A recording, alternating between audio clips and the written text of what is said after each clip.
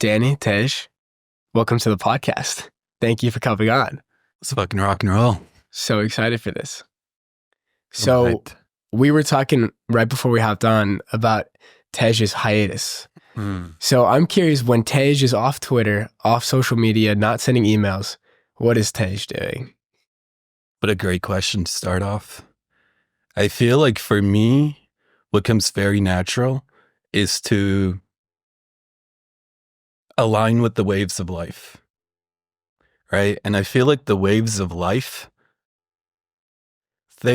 agenda is the wrong word, but there's some sort of intention behind what is arising in your life in any given moment, right? So for me, it feels like I used to think the highest path was to like live in delusion land and set all these goals and like lock in and like basically brainwash myself into achieving things. And I was like, maybe that isn't the wave. Maybe the more you realize presence or God or true nature is the highest. And the intention, if you can call it that presence has for you is completely outside the realm of possibility of Tej, right? So if I'm going by the book of Tej, then I can only do what Tej does, and Tej does some fucked up shit sometimes, right? So for me, I've been learning to relax into the arms of God and then allow that to take over. So for me, what's been happening has just been a lot of travel. I've been to a lot of places, partied in Tokyo. Those guys know how to fucking party. Japan, a bunch of other places. Sedona that I was telling you about. Wow. And I've just been soaking in a bunch of nature and absorbing energy. So I feel like I've been charging up the batteries directing towards one big thing, one main thing.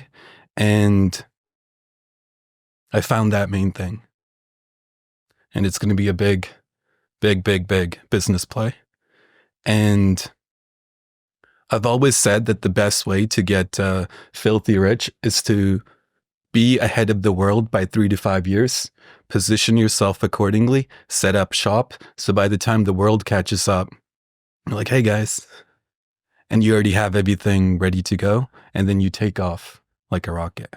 So as a result of being cooked, I feel like you start to develop an intuition of where the world is going before the world is going there.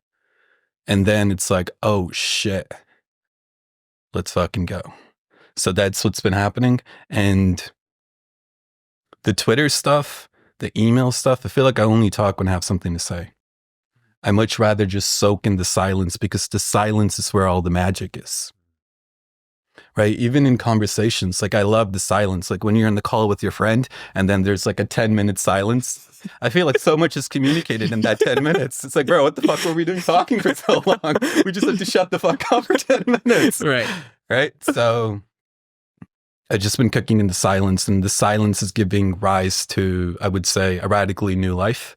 And interestingly enough, much greater scale than what Tej had even envisioned when he was living in delusion land.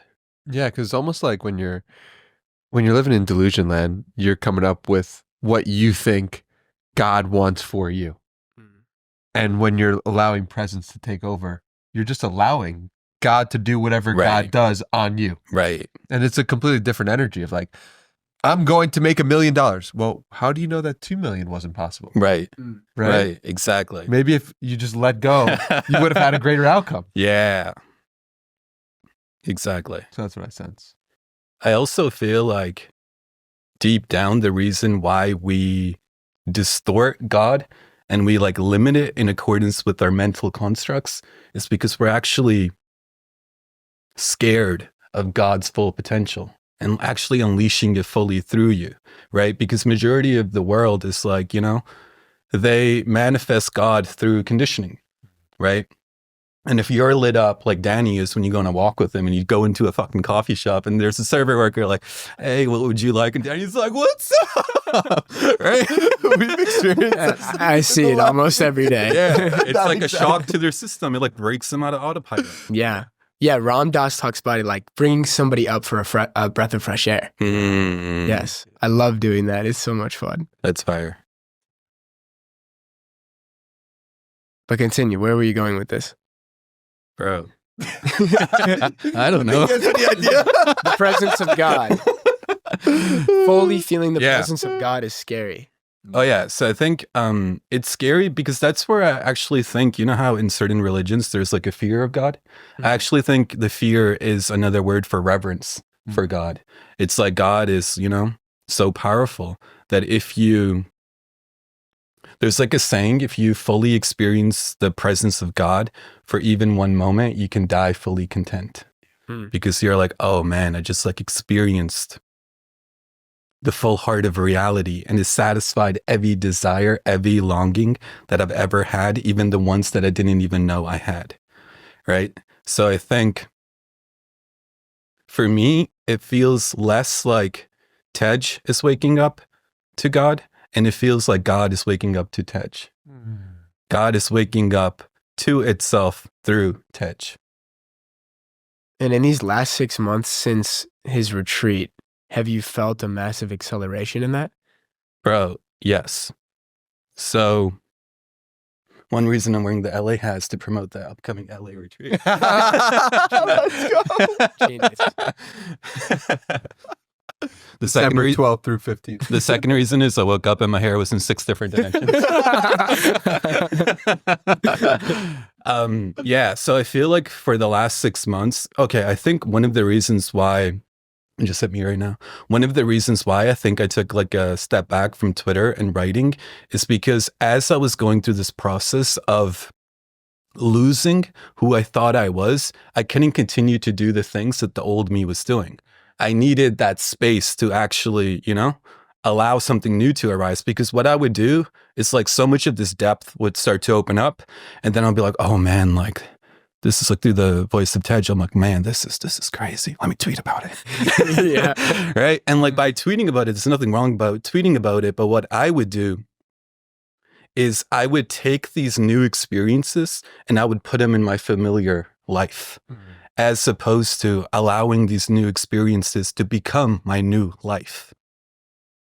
Yeah, that checks out. And this is also why I've kind of stepped away from the podcast over the past 6 months, similar time frame, was this feeling of like, let me experience the silence of what is before I'm going into the next thing, the next project, and bring all these experiences into the podcast. Like, who is Danny without the podcast? Who is Tej without tweeting every day? Who, you know, and when you're coming from that place, it's you're gaining more richness because you're not putting in the filter that you used to have. Mm-hmm. What were some of those experiences like for you? Man, where to start? I mean, I guess actually I think it started with Danny's retreat, like a large part of it. Because especially that last exercise. Yeah. That last exercise was, I felt like, I mean, I even said it there, right? I was like, it felt like a funeral. It felt like a funeral that you were actually your own funeral and you were actually alive to attend, right? So instead of waiting for somebody to die to say like, you know, how they've touched you, it was like everybody was just saying that for each other. And you're like, man. And you were seeing faces and sides of yourself that you were previously blind to. And what a gift that was, right? I was like, man, what the fuck are these guys saying, right? And then you're like, oh shit, like that is incredible feedback. And it's true. And it's true. Yeah. And that type of truth sometimes is the hardest to accept. Joy and love is sometimes harder to hold than grief and shame and misery. And just some context for everybody, this last exercise that we did was something called Danny called the love circle, where one person sits on a chair and the rest of the retreat, the rest of the men there reflect to that person the things they love about them. And I resonate. I felt super uncomfortable in that seat, right? Like, oh my gosh, these other men see me as intelligent, as smart, as stepping into my power. Like, wow, I have to go do it now. But similarly, these ideas about the old version of ourselves dying, living in delusion land. This is so timely of a conversation for me right now, because what is present right now is so deeply in my purpose. It's perfect right here, talking with you two guys, the yin yang here in Austin, Texas. Holy cow, this is incredible. There is still a part of Jack, old self Jack, Prince Jack, who hasn't fully stepped into this new purpose, that is living in delusion land of, I want to go play college football. And I'm curious for you guys, how do you delineate between living in delusion land and like having these fantasies and ideals and trusting that it's a divine insight or divine vision? I'm having a tough time distinguishing between those two. I feel like on some level, everything that arises in the moment that it arises is a divine vision, right? So for instance, back in 2018, I downloaded a little bird app and now I'm here. Right? And now I'm here Twitter. Talking about I'm off Twitter. Right? But I needed to go through that, downloading the little bird app that connected me with YouTube to show up to this podcast. And it's been a part of the story. So I feel like the greatest thing to do is to actually be fully where you're at. That is the manifestation and the actualization of the divine vision. Right? So if you feel in your heart of hearts, like when you said the football thing, like he was just before you came, you dropped that. The Austin thing I expected, right? I was like, okay, I can sense that. But when you said that, or should I go spend a year playing college football? I was like, that's interesting. Right. Right? There's something there. And I feel like one part of the mind, especially the spiritual superego, can diminish that desire. Like, this is just coming up for you to let go of, to prove your worth to God. But I think that's fucking bullshit, right?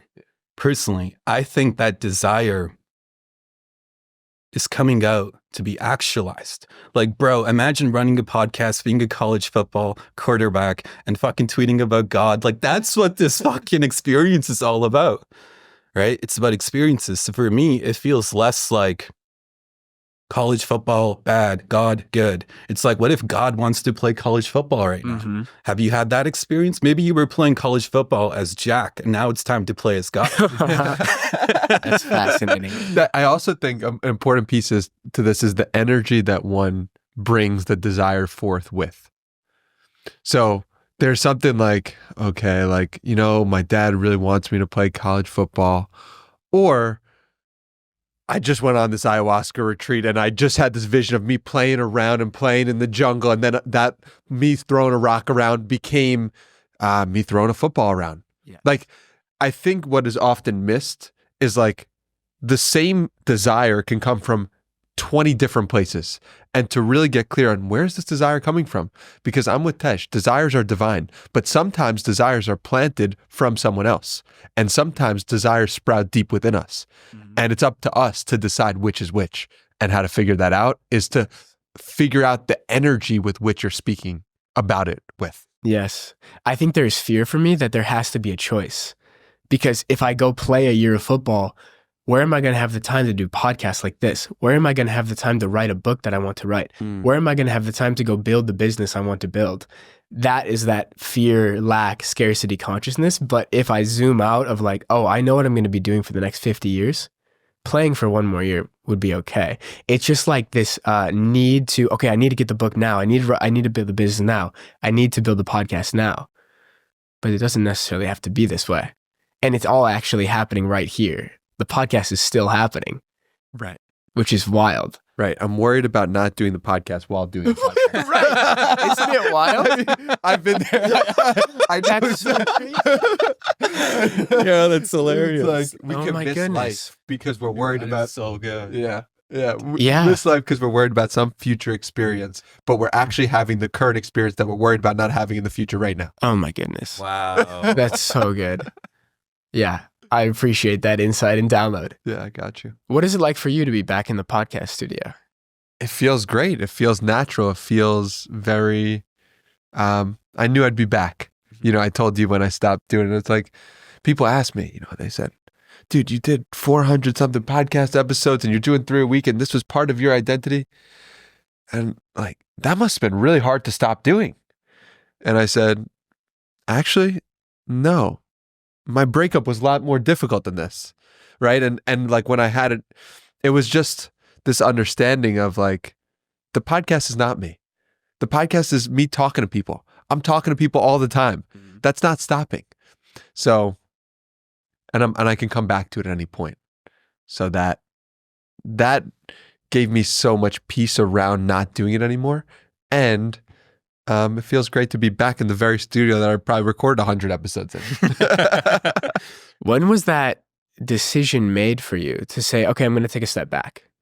Yeah, it was when towards the end of my relationship, probably April, May, it didn't feel right to do.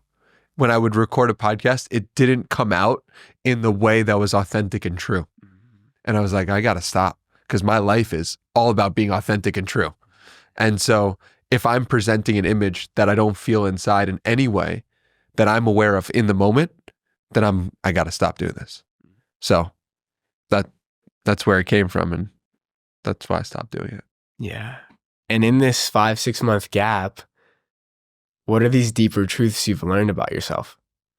One, that I'm not the podcast, like at a deep level. It's really given me space to uncover different aspects of myself. Like writing a book right now, which I'm doing, is really fulfilling and exciting and something that at the time, if I was doing the podcast, I feel I wouldn't have had space for. Mm-hmm. It's given me time to play, to start this meditation group. I host a meditation every Sunday at 3 p.m. at my apartment. That's so much fun and fills me with so much joy. And so I just see the different things that have sprouted because of the space that I've given. So very grateful for that. Coaching, doing the retreat, bringing that back, and just feel the deeper truth is that you are not what you do. Mm-hmm. Right. And you could understand that intellectually, but I felt that in a visceral way over the past 6 months. Yeah. And both of you, like if I go back 6 months looking at you, you look fuller. I mean, I've seen you much more frequently in the last 6 months, but you, first thing I thought, you look fuller. Like you look more vital. You look like you're stepping into your power. Interesting. And that stepping into your power is manifesting in, I'm taking this huge business leap. And I love how you say business play. I love that word. I didn't even recognize that. That's good. It's something I've always observed about you is like, Tej is the dude. He's the kid playing video games in his room at like 11 o'clock at night, just like the best in the world at it. But like he doesn't treat it with any pressure. It's just for fun. That's right. I think you had a tweet about that. Most likely. That's a huge philosophy in my life. It's all play. I have it tattooed on me to remind me. But, and I quoted your tweet with that. It's all play. That's what it was. And it's a reminder to myself because I forget. And I had a very interesting insight yesterday. I did a Rasha healing session here in Austin. We got to get you on that. I've been going heavy on the Rasha healing session. What is this? I'm going later today. Most people have never heard of this, and I tell some of the most tapped in people, and they're like, "What are you doing?" It's essentially what is it? It's essentially like quantum energy healing and frequency. And I did my first session yesterday, and they're using like David Hawkins' truth versus falsehood muscle testing to give you a protocol that is true for you to follow. And so my protocol, I just started yesterday. It's 3 times a week, 90 minutes. And I did my first session. And when I was going through my first session and different frequencies were playing, I would feel when a thought would come up around, I need to go build this business, I need to send a text, or like anytime the word need came in my consciousness, I felt a very strong pressure in my left knee, which is where I hold pressure and I hold tension. And so through this healing session, I began to notice like the body is so intricately connected to the mind. And once I reframed that in my brain of like, there's no need, it's all play, I would feel the tension in my knee start to expand and evaporate. And this healing modality, like I've heard it put that enlightenment first happens in the body, or enlightenment is the nervous system becoming completely reset to its natural state. This energy healing, it feels like that's exactly what it's helping us do, is come back to our natural state.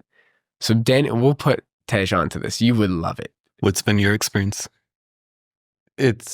I've had no similar experience of anything in my knee. I just feel like it's a fun time to meditate for an hour and a half and just close my eyes.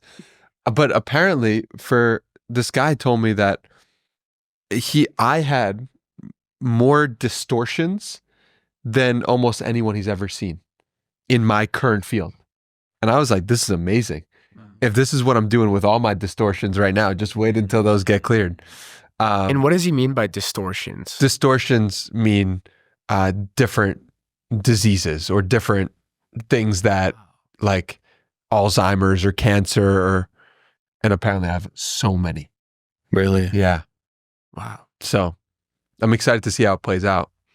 I 2 sessions in, haven't felt, it's felt like an awesome meditation, but I'm curious as I go deeper into it, what happens. And I'm assuming that it's similar to going to the gym, where it's like you go to the gym for 2 times. Some people really feel a big change right away. Some people are like, huh, that's interesting. And then 3 months later. Right. I'm assuming it's also like plant medicine in a way, because the 5 ayahuasca ceremonies I did 2 weeks ago, the first ceremony, I didn't get much. It was very on the surface, and I drank 3 cups, and it was like nothing's really changing, nothing's happening. Wow. But through that, the second one, I went to the depths of hell. That's right. And so with these, it's like you've already been meditating, you're already in a very high elevated frequency. They say it's like ayahuasca is just getting to know you. The frequency is getting to know you. Yeah. This healing modality might be getting to know Danny Miranda's consciousness. Yeah. So then it can go deeper. 100%. I believe that fully. It's an interesting thing. Apparently for this guy that we were working with, it was the single most transformative thing that he's ever done in his life. And he had spent years meditating up to that point and all that stuff. Done ayahuasca a few times, and he said this is more powerful. And from doing 1 session, I got a strong sense of like, oh, this is it. Like, I don't need to go do ayahuasca if this is available, because I can leave this session, go do a meeting, go do a call. Right. Like, I'm fine. I'm sober. It's just frequency. Instead and of coming back from the depths of hell to do a call. Exactly. Yeah. Exactly. And I will say, since I started doing it, I have felt that there's been elevated level of magic in my field. Just things happening in ways that are unexplainable at a higher degree. How has that differed from the magic that's constantly arising for you? Because it feels like you're constantly in that space. Yeah. That was a fire email, by the way, the other day. That shit was good. Sign up for the email. I don't have a landing page, but Jack will be on it. We're working on it right now. I'm waiting for Divine Magic to provide me with a landing page. We got you. Don't worry about it. Just Hilarious. keep doing you. Keep promoting this landing page that's coming soon. Yeah. I just have noticed in the past week or two, just like more. You know, that one story is just. I'm just in awe when I get to experience it. Like I got to tell you guys a story from last night, because this is really what the magic, where it comes from. I was on a date with this woman, amazing woman, and we were walking in the street in the middle of going to a restaurant and a jazz club, and I'm Italian and Jewish. And she's like, you know something about Italian and Jewish people? They both have a lot of cultural confidence. And I was like, that's a really interesting word, cultural confidence. Cultural confidence. Like, I like that. We should do something with that. Cultural confidence is what I said to her over and over. Maybe like 2 or 3 times. There's a woman walking in front of us. And the woman stops us and says, hey, excuse me, guys, but I just have to interrupt. I have a company, and it's called Cultural Confidence. Here we go again. I'm like, you know, and this is the thing that I learned from my friend Talia. It's like, in that moment, my initial reaction still after this happening hundreds of times is, oh my God, God is so great. God outside of me is so great. And what I've learned and what Talia's reflected and what I've been working with over the past month is I created the miracles. I create the miracles. Everywhere I go is a miracle. And of course this would happen, right? This is just the natural part of living. This is like drinking water. This is like recording a podcast. Yeah, it's like the same exact frame as your retreats. It's like the first time was like, oh my God, this is my purpose. Yeah. And then the second, third time it's like, yeah, this is my purpose. Yeah, totally. It's just like, this is life. Totally.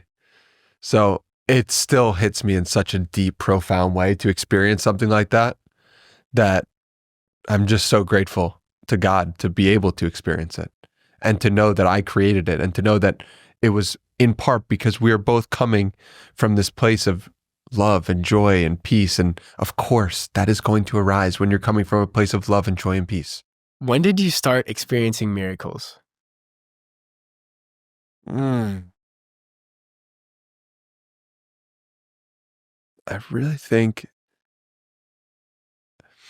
when I started meditating for the first time.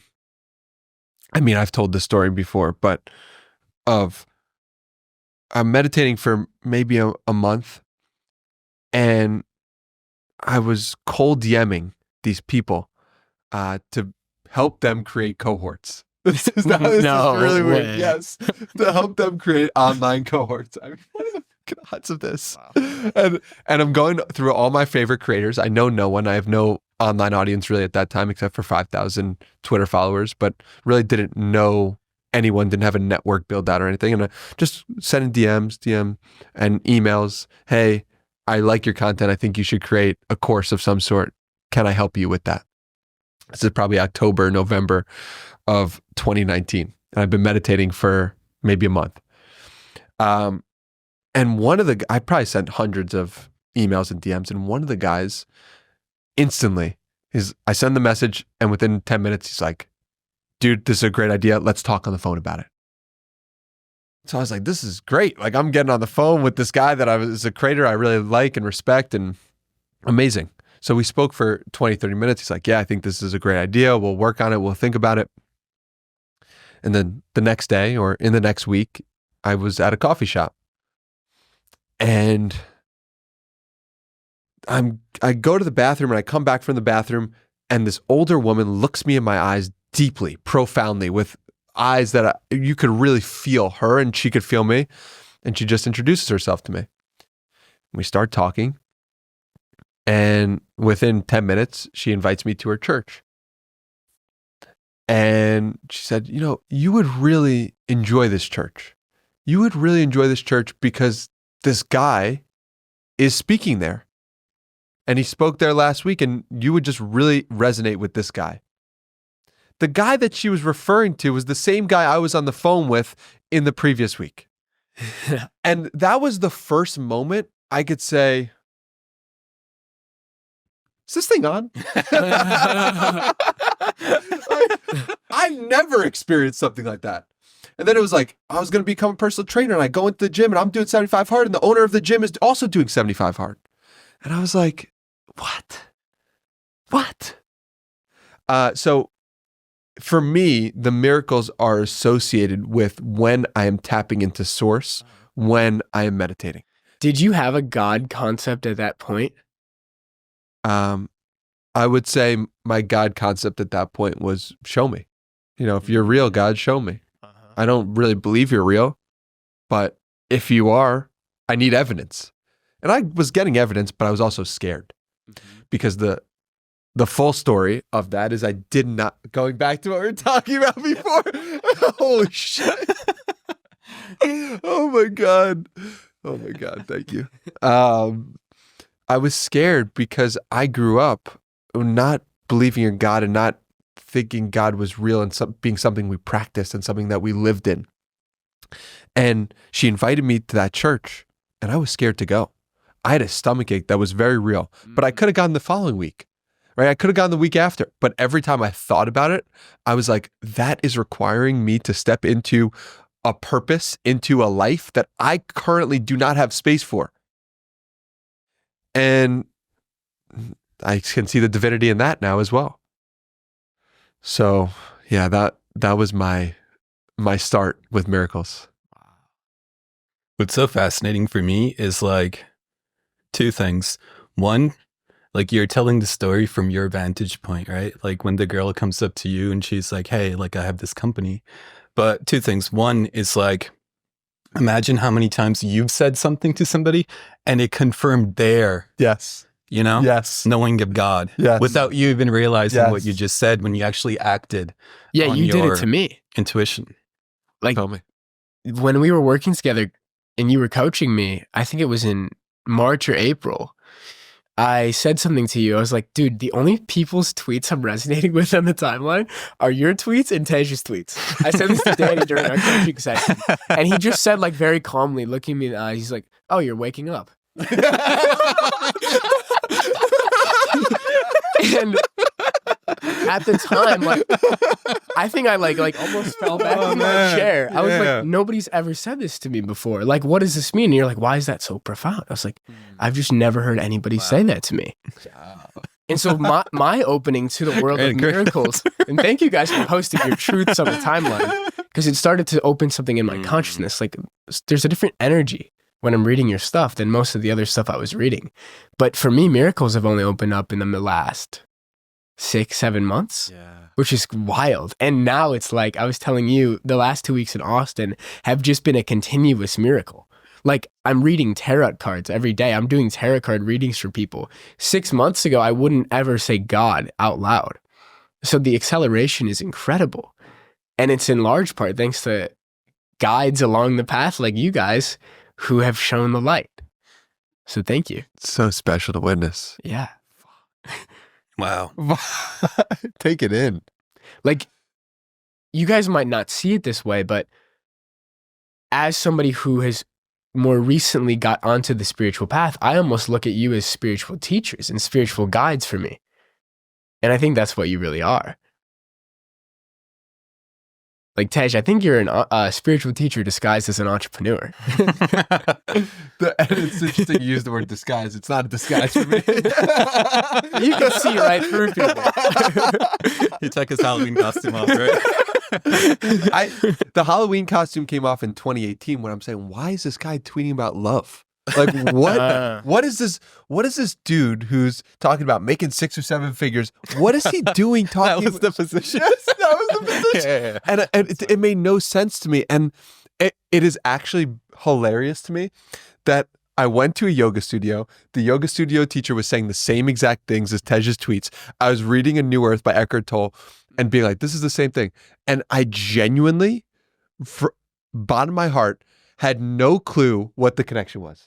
And I was like, what is this? Why I don't get it. Like, they all resonate with me, but I don't see it. Like, what are they saying in common? How did they come to this conclusion? And now looking back, I'm like, oh, they were all living and speaking in love and embodying the truth of love, and which is God.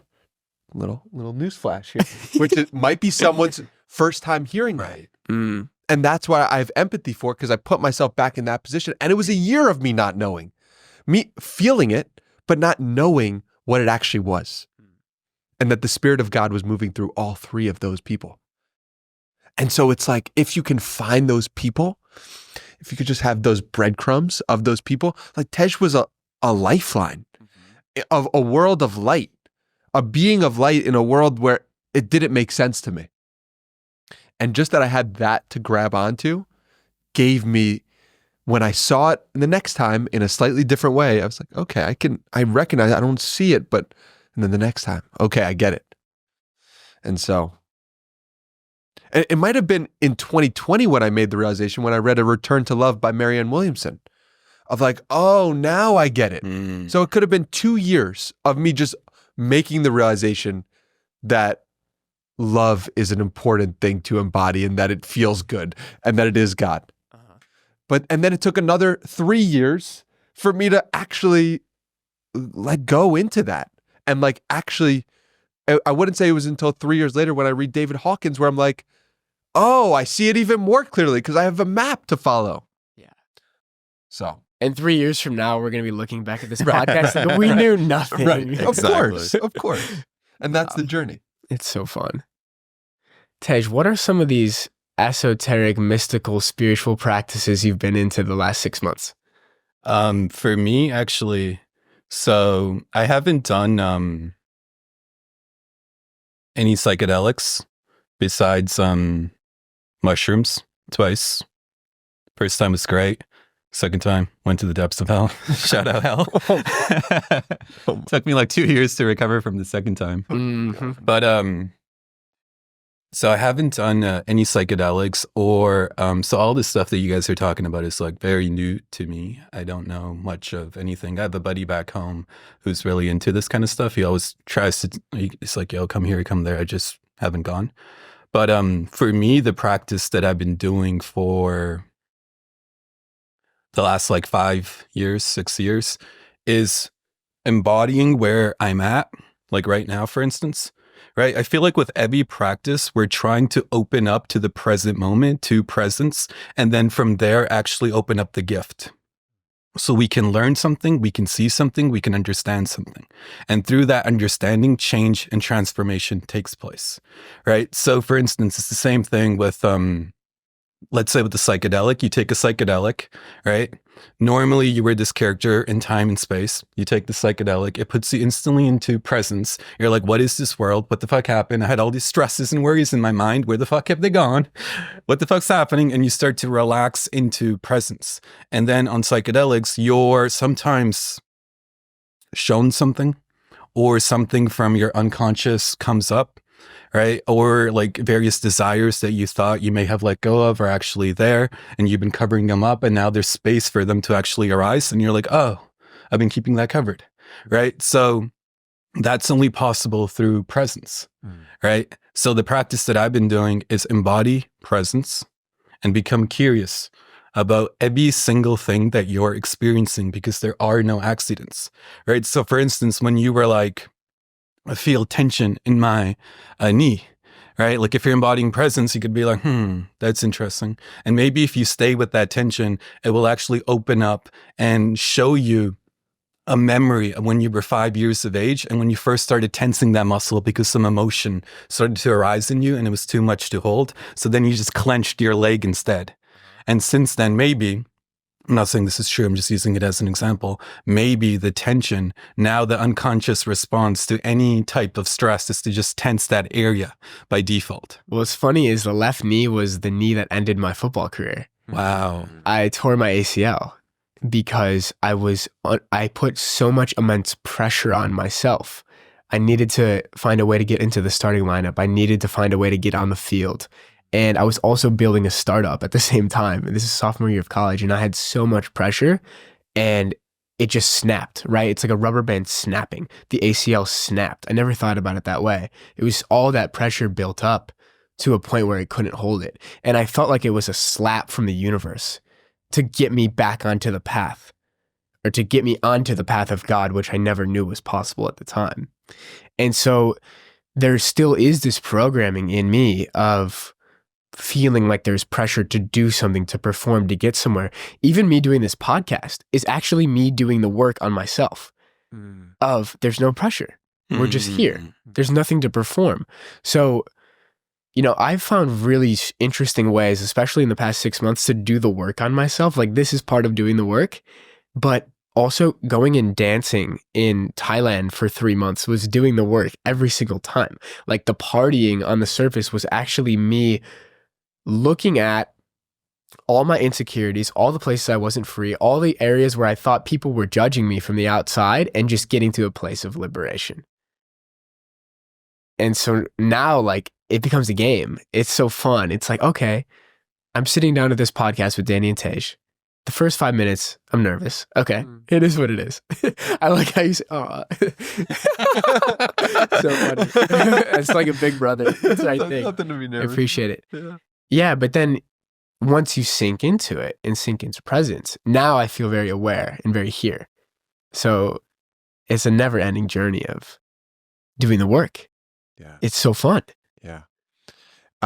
There's what struck me about the the ACL snapping is that when we are out of alignment, our body has no choice but to manifest that as well. But to break. Yeah. Exactly. And even when I think about my own sicknesses in the past, and when I think about other people saying, yeah, like, I just felt like I got this injury. It's like, okay, something is out of alignment here. Your body's literally manifesting out of alignment. Wow. So it's showing you that some thinking that you're doing or some unconscious that you have is out of alignment as well. Yes. So it's providing clues. And so many other clues came up for me this summer. right. So one of my things is that I rush to get places. Yeah. And I began to intuitively feel like, oh, rushing is my Achilles heel. That's my Achilles heel. Twice in the span of 2 weeks in Thailand, I got rocks stuck in my left heel. And I had to get them surgically removed. Wow. What? Yeah. Wow. I mean, it Both wasn't times? a big surgery. One time it fell off on its own, but the other time I had to actually go to a doctor and like get stabbed with anesthesia and get it removed. It's like $20 in Thailand, so it wasn't a bad thing. But I was like, oh my gosh, there is no coincidences in this universe. I'm rushing and I feel it's my Achilles heel. Cool. Let's get a rock in my heel, right? The knee. There's been so many other ones too. I mean, I can't think of any consciously now, but right now I'm actually stuffy, Yeah. right? I noticed that. So I've been feeling, why is that true? I've actually been taking on too many new things and too much mental stimulation. Yeah. And I also start to notice I get a little bit of acne on my forehead when I'm thinking too much. So what we can all do, and I'm doing it myself, is look at yourself in the mirror. What's out of alignment? What hurts? What's sore? What one layer beneath the surface is it trying to say? Yeah. And then now I have a recalibration. I'm thinking too much. I'm taking on too much. My schedule is stuffed. I'm stuffy. How do I take a step back and recalibrate? That's good. My schedule is stuffed. I'm stuffy. It just came to me right now. That's so good. I mean, when I think about myself in college, yeah, that was the truth. That's good. It's really good. Yeah. Yeah, I'm so excited to continue, keep continuously getting into alignment. And what Yannick said, the guy who runs the energy healing frequency stuff, is he's like, most people after 3 months, we do like a before and after picture. There becomes like this radical transformation of vitality. And you just notice like little pimples, little blisters, little spots, little injuries. They just start to heal because these energy and frequency healings are getting us to our aligned frequency of being one with God and the divine. And if we are aligned, then we're just radiating as the most beautiful expression of ourselves. And something I noticed about Yannick and Joe Fair, somebody who's been doing it for many months, this energy healing, they radiate vitality. Like you could just see it in their eyes and their face. They're so healthy. They're so vital. So I'm excited to get there. Yeah. Yeah. And also it's a never ending process. And it's like, we'll do it for 3 months and there'll still be more stuff for us to work on, Yeah. It's like I have this belief or this knowing that life and the fact that you're living means that there's something for you to work through in this moment and something for you to play through, right? So having and holding both, that I could be doing the Rasha for a year and I'll be more aligned and I'll be more vital and I'll be more appreciative for it all. I'll be more connected to the divine, and I'll be here to do some work and I'll be here to do some play because there's no other thing for me to do. That's why I'm in this human body. That lands. It's like God wants you alive right now, otherwise he would be dead. That's right. That's right. Or you'd just be floating in the spirit realms. You wouldn't be in this physical form. Yes. Maybe that's happening simultaneously. Yeah. Have you had any More to explore. Have you had any experiences, like very profound spiritual experience? Tell us about drowning.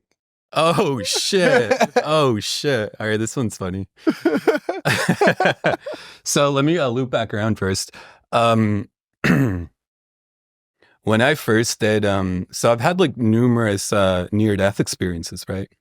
And like I'm gonna tie this back around to your question.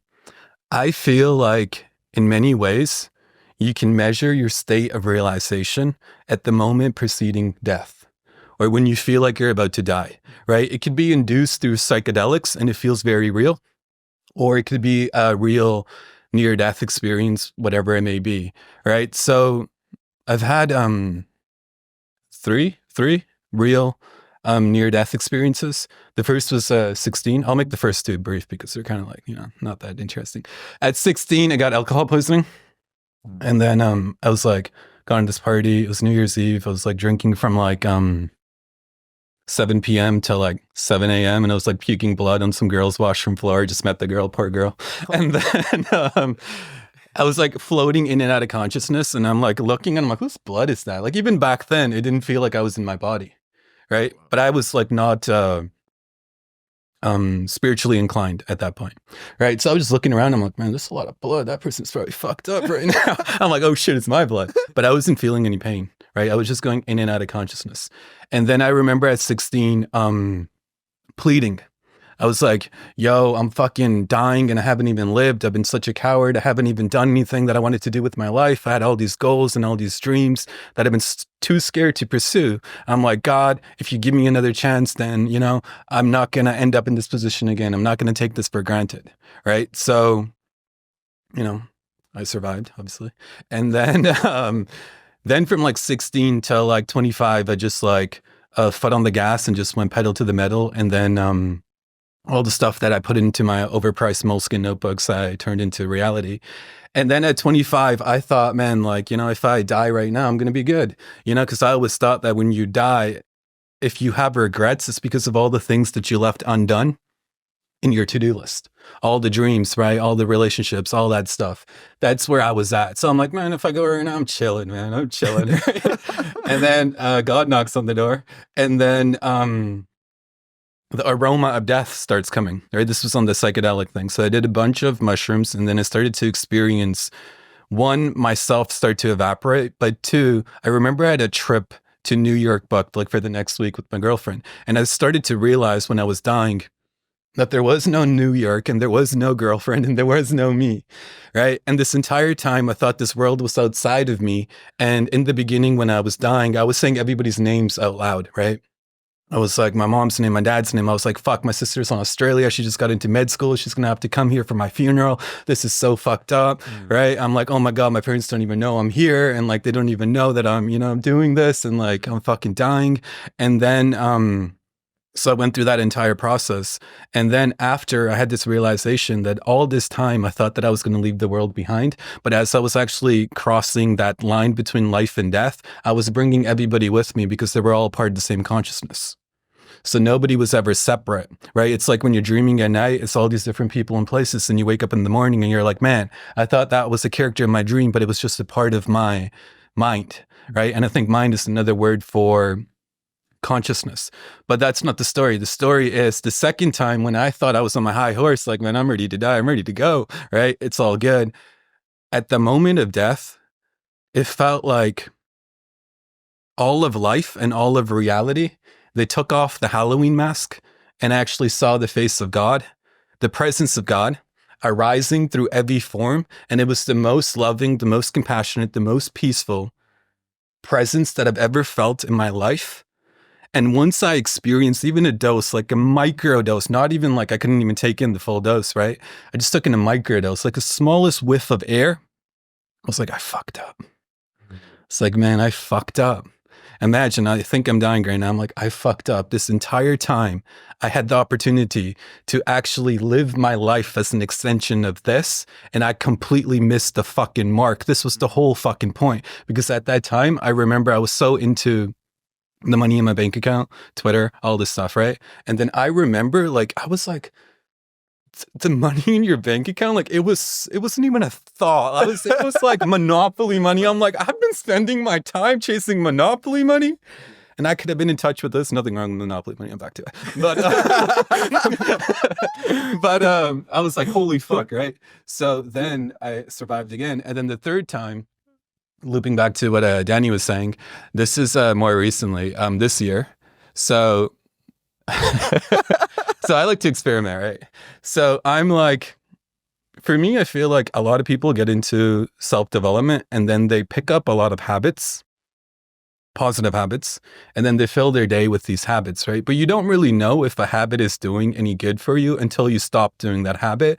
If you don't experience any negative consequences, then it's a sign that maybe that habit isn't really doing anything. You should let it go, right? So I was in a little bit of experimentation mode, and I was like, man, I've been meditating since 2011. Right? Was that during this time? Yeah, this is like the drowning thing. It's all related. Oh my Yeah. God. Yeah, bro. So I was like, man, I've been meditating since 2011. Maybe it's time, let's test this. Like, let's put meditation under the same test that I would put anything else, right? Yeah. So I stopped meditating, and then this is within 2 weeks, 2 to 3 weeks. The first thing that happens, so this is the time that we and Danny were like running pods, like he was on that break and then he was kind of just recording some pods. And then the first time that it happened, or the first week, bro, I fall down the fucking stairs, right? I've never fallen down the stairs. It's like never, right? And I fall down the stairs, I like fucking slip and I go like tumbling down, my phone gets cracked or whatever. And then I'm like, for me, it was just funny, right? I'm like, oh shit. That's something. But I'm like, fuck you, I'm just going to keep going, right? I'm not going to meditate. and then I'm just in like crazy like work modes, and I'm not meditating. I'm not doing anything. I'm just literally on the Hermosi shit. I'm waking up, I'm going straight to my laptop. Yeah. Right. And I'm just fucking deep working the day away. So I fall down the stairs, and then like, fucking back was killing me. I'm like, oh, this is a sign, but I'm going to ignore it. And then like a week or 2 weeks later, I noticed throughout that week, like I would just be out of flow just slightly. Just slightly, right? Like for instance, the Uber driver's supposed to come here, he goes up the street. Mm-hmm. Or like just like these weird little things just kept arising, right? Like you're doing a sales call, the guy like fucking uses the other Calendly link that you don't even know you sent him. You're like, dude, where the fuck did you get that? I didn't even know I had that, right? Those types of things just kept happening for those 2 weeks. Mm-hmm. But still, I was like, yeah, whatever. And then me and my brother, it was summertime, right? So I was like having a good time and shit. And, but I wasn't even there. That's the funny thing. Since I was meditating, I wasn't even there. Oh, right? So who was having a good time? Bar. Right? Whoa. That's the bar. Whoa. So anyways, like 2 weeks later, my brother and I and my sister-in-law, we decide to go to this lake. I've never been to this lake. And then we go to this lake, and we're supposed to get there at like 3, right? And then again, talking about being out of flow, it took us like until like 5 to leave the house. Like just weird shit was happening. And then once we actually got to the lake, it took us an hour and a half to find parking, right? Which doesn't happen. And then we had bought a portable barbecue with us. And then when we got there after 1.5 hours of searching for parking, we're like, man, we got to build this shit. I thought it was pre-built, right? So then we got to build this fucking barbecue. These were all signs like, buddy, just go back home, man. Buddy. This is buddy. He gives us a buddy. He's the Canadian in him coming out. Yeah. And then it was like wings from God, like, buddy, just get the fuck back home. But obviously I ignore him, right? And then, so I get to the lake, and then my brother and I, we like crack open a Molson Canadian, a beer. And then nice. My brother's like, yo, it was like this floaty thing, right? He's like, yo, let's take it to the water, right? And then I was like, yeah, let's go, right? And then we jump onto this floaty. And then I don't know why, but both my brother and I, like, for whatever reason, we weren't really respecting the water, right? We were just like in our own zone and we were like carefree, just having a good time, cracking jokes, laughing. And then this floaty starts like floating pretty far away from like the shore or whatever, right? And my brother's like, yo, I think we're kind of far. Do you right? have a beer in hand at this point? Yeah, of course. Yeah, we're like laid back like this, beer in hand. We're just like, I think we're getting a little far. And I'm like, yeah, but anyways, and then I like continue the conversation. And then like 15 minutes later, he's like, bro, I think we're like actually really far now, right? And we're pretty fucking far, right? And then both of us can't swim, so we don't know how to swim, right? And we have no life jackets, no nothing, right? And then so what is how can't you swim and you're in the water. No, I mean, like, we don't know how to swim. We never learned how to swim. Right. They're on this like raft thing. Yeah, it's like a floatable device. Got you. Oh, yeah, I it's see. huge. It's like, this floatable device. I see. And then, You're on the so, raft. Gotcha. we have our life on the hands of this floatable device that's like in the shape of a unicorn, right? So, yeah. So then, I finished my beer, right? Finally, I finished my beer. Then I'm like, all right, now it's probably time to figure the situation out. Right? And then, so I'm about to, I don't know what the fuck I was thinking, right? I'm still like, I don't know. I'm like, my feet will probably touch. I'm about to just jump straight, right? My brother's like, yo, chill. And then he's like, yo, let me check, right? And then, because my sister-in-law was up there, I was like, yo, I'll jump off. I'll tell her to come on because she hasn't, jumped on yet. So I was going to go grab her and I was just about to jump. And then he's like, yo, chill, let me like hold on to the floaty and like actually like, do it like an adult, right? Like a safe, mature adult. So he does this. And then my brother's the fucking man, right? Like I never seen no fear. This guy never has any fear. But the moment this guy fucking goes off the floaty, bro, just fear over his eyes. Like no tomorrow, right? And he's like, bro, my feet aren't touching the ground. My feet aren't touching the ground, right? And then my brother's a big guy. He's like, probably like 200 pounds, like over 6 feet or whatever. And then in panic, he fucking hits the floaty like this. And I'm on the other side of the floaty, right? And then it sends the floaty tumbling. And then I go into the fucking water. Right? And my brother's also in the water. Like when he hit it, he also lost contact. So he's also in the water and he's on the other side of the floaty and I'm on the other side of the floaty. And now like water's like fucking rushing into my fucking nose and like all this crazy shit's happening. I'll get back to the connection between the other near-death experiences shortly. But anyways, that happens. And then I'm just like fucking, you just panic and you're just like your body goes into shock. I'm just trying to make contact with the floaty. And then I hit the floaty, I made contact with it. And my brother also made contact with it. And then we try to get back on the floaty, right? Shouldn't have done that, but we try to get back on the floaty. This time, it fucking like flipped like multiple times and it like drifted away from us. Right. And now this time, so I go into the water again, right? All the salt water's all up in my nose and my mouth and shit. My glasses fall away, so I can't even see anything either. And then you like start drowning, right? You start like slowly but surely, your body starts like I'm like fucking panicking like crazy initially with my body. And then I'm not making any contact with this floaty. Right, I'm hitting in every fucking direction and like there's no contact at all. And like now it's like starting to like settle in like, yo, it's a wrap, right? It's a fucking wrap. Like this is all she wrote. And then I'm basically like about to die and I had like one last like Hail Mary, football analogy. Yeah. Well done. American. Let's go. I had one last fucking Hail Mary. Like literally, I'm like, there's no more. I'm completely going to go down. And I just like fucking random direction. And I made contact with like the tiniest bit of the fucking floaty. Right. And then I grab onto it and then I hold on to it and I'm like saying my brother's name. His name's Sonny. I'm like, yo, Sonny, Sonny, Sonny. I hear no response from my brother. I'm like, man, if we're going to die, I'd rather both of us die than fucking, one guy survives or a guy survives and my brother's not there. That's even like worse than like, And then I was like, fuck. I'm like, yo, Sonny. And then nothing. Right, I can't see anything. Like, well, fucking, I should get my vision fixed. And then finally, he speaks up, and then he was like battling for his own life on the other side. He was like experiencing all sorts of like visions and shit. And then we hold on to the floaty, and we're like, yo, let's not try to get back on. Let's just call for help. Right. And then we like flagged some people down. First they thought like, oh, we're just like fucking around. And then finally they realized that it was serious. Then they like rescued us. And then they took us back to dry land. And we're like, man, I need a fucking beer. And then we had that beer and all was well. But anyways. I thought you were going to start meditating. Right?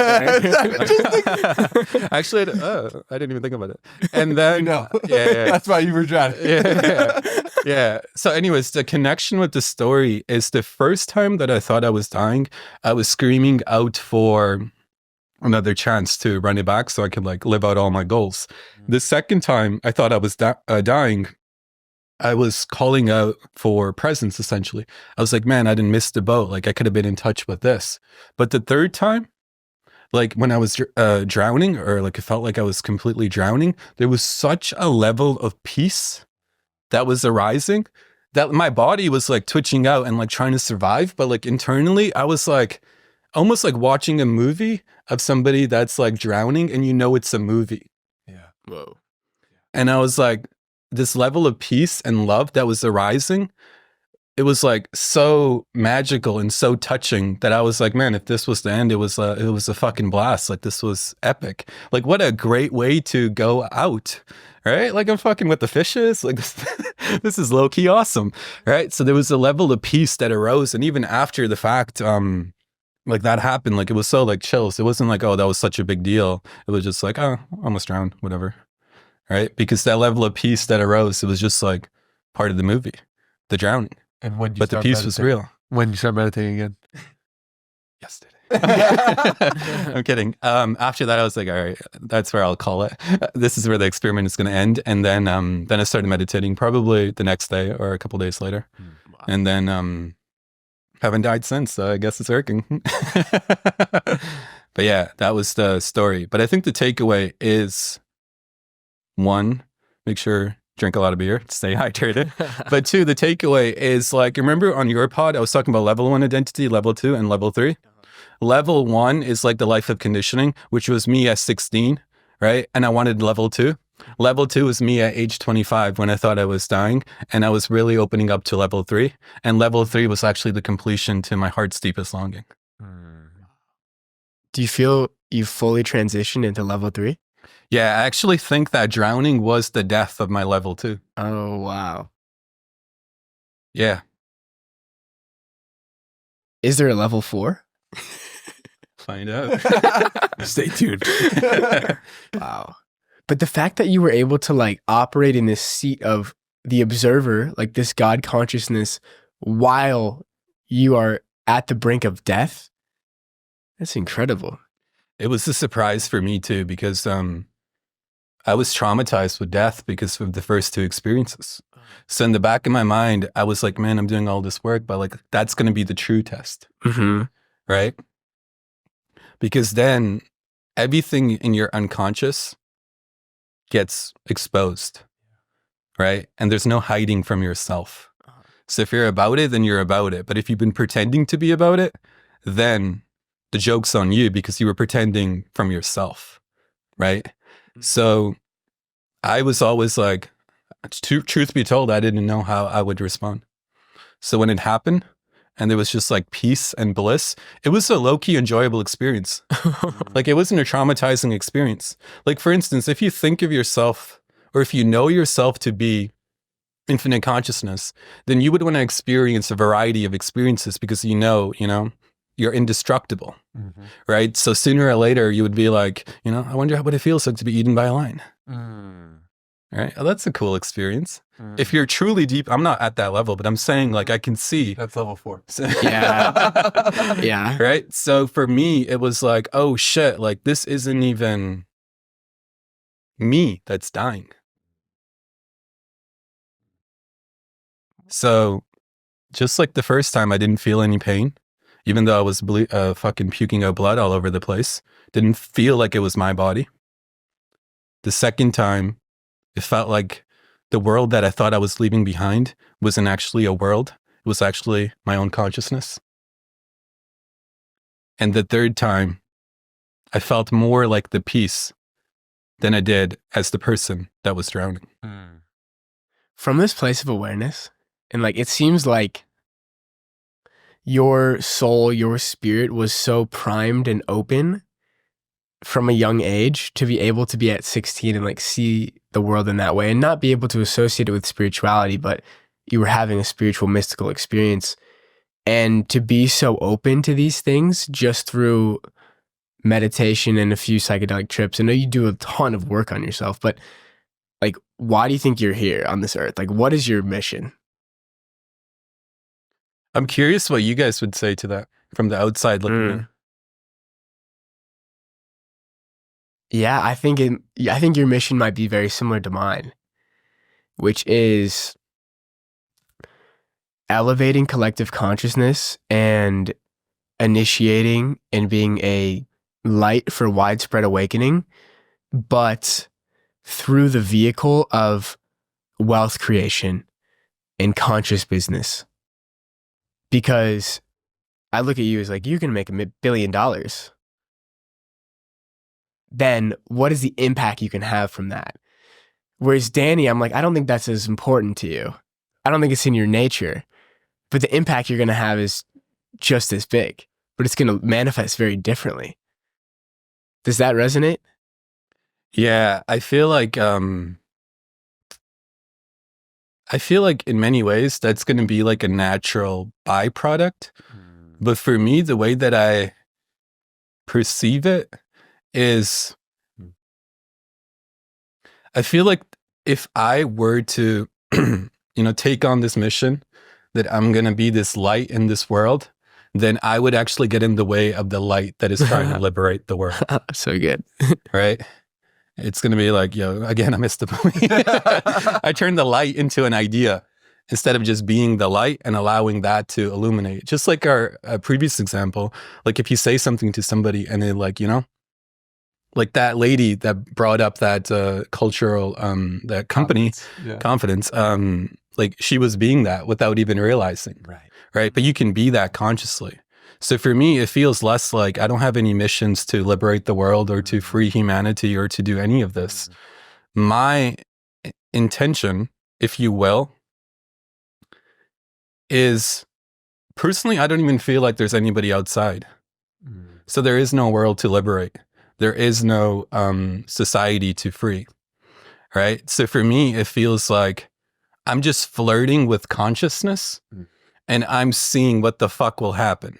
Right. I'm like this mad scientist and I'm like, let's see, God, let's see. Right. So I'm just in the lab, just playing and tinkering. And as a byproduct, I think the companies get built. As a byproduct, I think people that, want to be helped get helped, but it's not coming from Tej.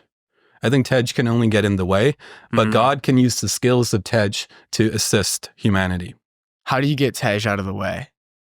Meditate is the quickest way. But for me, like practically speaking, when I'm in my way, a lot of my tension is in my forehead.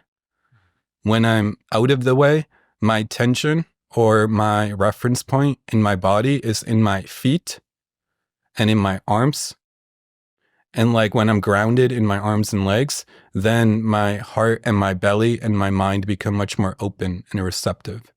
So I can even sense it in my body when I'm in the way, in contrast to when I'm out of the way and things are just naturally happening. Like even on this podcast, for instance, I've rotated between the two many times and I can sense when I'm in it and when I'm out of it. Same. This guy just stays in it. Well, it's interesting because you talk about the arms and the legs, and that can ensure you're coming from the belly and the heart. For me, it feels like I'm coming from the heart. Like it genuinely feels like my attention is always on the heart. And that's why I feel personally I have not dropped in and out of anywhere. I'm just coming from the heart. And if you come from the heart, you come from love. And if you make a mistake in something you say, a mistake is for the highest good because you're coming from the heart. And your intention is from the heart. When your intention is from the heart, I envision it almost like wrapping, like giving the world a hug. But when I'm wrapping the world with a hug, it's like I'm wrapping myself with a hug. And so come from the heart. Come from the heart and all of it will take care of itself.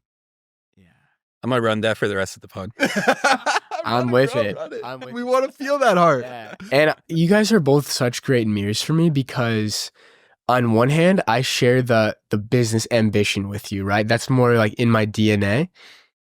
But when Jack gets in the way, or when Jack has an agenda, that's when things go wrong. And so somebody like you who I look up to in the business sphere, it's actually not even you who I'm looking up to. It's actually your ability to get out of your own way. And then for you, your ability to not be in the mind and just completely be in the heart. You guys are like this perfect mirror where I find myself like beginning to sit between. When I'm in a group of 3 people, I tend to sit between. I'm learning from both. You're in the middle right Yeah. now. Right. Yeah. Checks out. It's so interesting. Yeah. What can allow you to deeper your feeling from the heart and being more from the heart? Meditation. All right. I mean, yeah. but really like prioritizing sitting with myself is so important, because I can fall back out of the state of being one with reality or being a vessel for God and just trusting and being completely in surrender and being open to the magic when the thinking mind gets in the way of, I need to be doing this, I need this, I need this. And then I'll actually prioritize, oh no, I need to get up and write for an hour over meditation, or I need to send these emails for an hour over sitting with myself for an hour. But when I sit for myself with an hour, those things all take care of themselves naturally. And the chaos seems to naturally subside, right? Like when I'm not meditating, the external world is more chaotic because the internal world is more chaotic, right? There's magically more emails. There's magically way more messages. There's magically way more things in my calendar. There's more drowning. Right. Right. There's just more chaos in my external life that version 2.0 Jack would try to get through by thinking even more, strategizing even more. But 3.0, like living in the spiritual paradigm, trusting, is actually feeling more. And I notice when I sit with myself more and I'm really present, like last night I hosted the book club, Tao Te Ching Tuesday. How'd it go? It was so fun. It was amazing. There was like 10 people there. It was great. And it lasted like 3 hours. It lasted a little long. I was getting tired. I needed to put up a boundary at the end. I'm like, guys, I need to sleep. But I noticed during those entire 3 hours when I was just present studying this book with people and not thinking about, should I go play football? Not thinking about how should I help Danny launch his new marketing strategy? When I was just there, I didn't get a text for 3 hours or an email or a Telegram message or anything. So it's really interesting to me to start to realize that the frustration I sometimes feel of the external world being too chaotic is actually just projected frustration of my inability to say no. I sit with myself and that comes first. So my intention for the next 40 days, I put out a tweet. It's actually 40 days from today is December 23rd. And December 24th, 25th, Christmas, New Year's coming up. I'm going to go to Mexico with my family. It's going to be a lot of partying. These 40 days are about locking in. And so I know you've done 60-minute meditations, Solitude 60, all these things. I'm going to be doing 60 minutes of meditation a day. Beautiful. For the next 40 days. Beautiful. That's amazing. And I got that from Tarot, actually. How so? So I did a reading yesterday. I'm getting so deep into tarot reading. I have cards. I was like, maybe we'll pull out cards on this podcast. Would love to. Maybe let's do it. But so the 5 cards. It's like, what world did I enter into? Yeah, dude, it's going to get weird. You have no idea. Real quick, like when Danny, Nick, and Jack Sweeney and I have a business meeting, we normally start the business meeting by reading tarot. Wow. Just pull a bunch of cards. And it is so helpful. Yeah. Because it's God speaking to God. Yeah. But so my reading was, the first card was the card of the Lover, and it was reversed. And so that to me meant that right now is not in the cards for me. Love in a romantic container is not in the cards for me, and that's okay. The second one was reversed, the card called the World, which is all about worldly pleasures, I believe. I'm trying to remember the exact readings. The exact cards don't matter. What I got from the cards was the next 40 days, don't look for romance. Focus in on what's really important, which is sitting with yourself and helping your 2 clients, 2 containers, launch great cohorts that are going to impact many lives. And once the 40 days are done, the second 2 cards were actually the 3 of Cups, which is a bunch of people partying and drinking and dancing.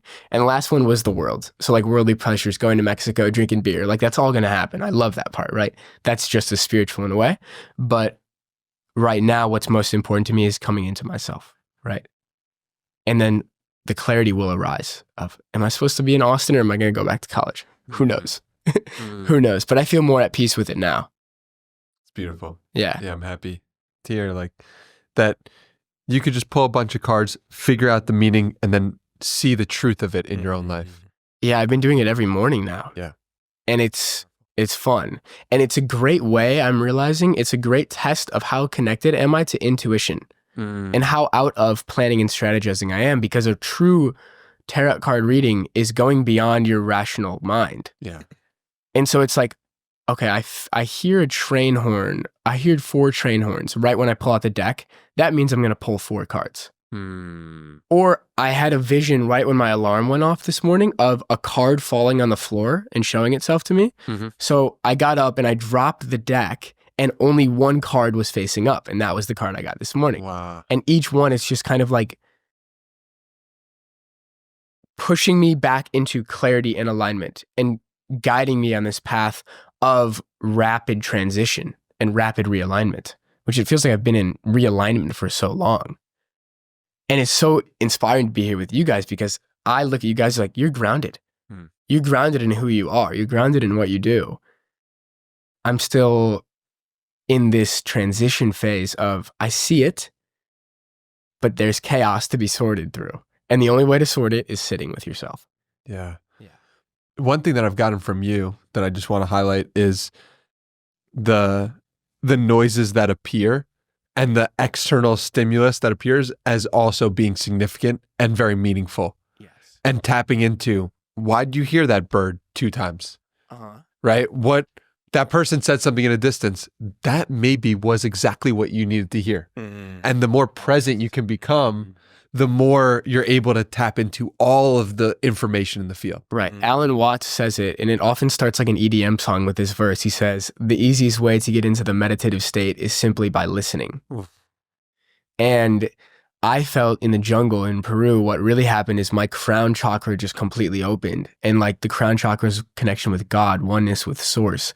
And from that place of opening, I began to notice, oh, the birds are talking to me. The train horn is talking to me. The last night at the book club, one guy there started speaking. And right when he started speaking, the Bluetooth connection on the speaker went in and out, in and out, in and out. And I realized there was a disconnect between us. Wow. Yeah. So this magic is always around us. All those references that he's made, from the stuff he knows to the Bluetooth disconnecting, it really shows and speaks to exactly what you guys are saying. Your ability to actually tune into the environment. I remember, as a brief aside, the first time I took mushrooms, it was a lower dose, but the trees started talking to me. And what they said was, we've been talking to you this entire time. You just haven't spoke back. Exactly. Dude, I had the insight at the end of ayahuasca. That's good. Right as the last ceremony closed on the 5th day, it was daytime. I got the insight like, oh, there was never any medicine at all. Yeah. This was all here before. I Right. just was too clouded to see it. Dude, that's the funniest thing that happens. It's like when you're, again, I only did it like twice, but the second time I was like, I didn't take mushrooms.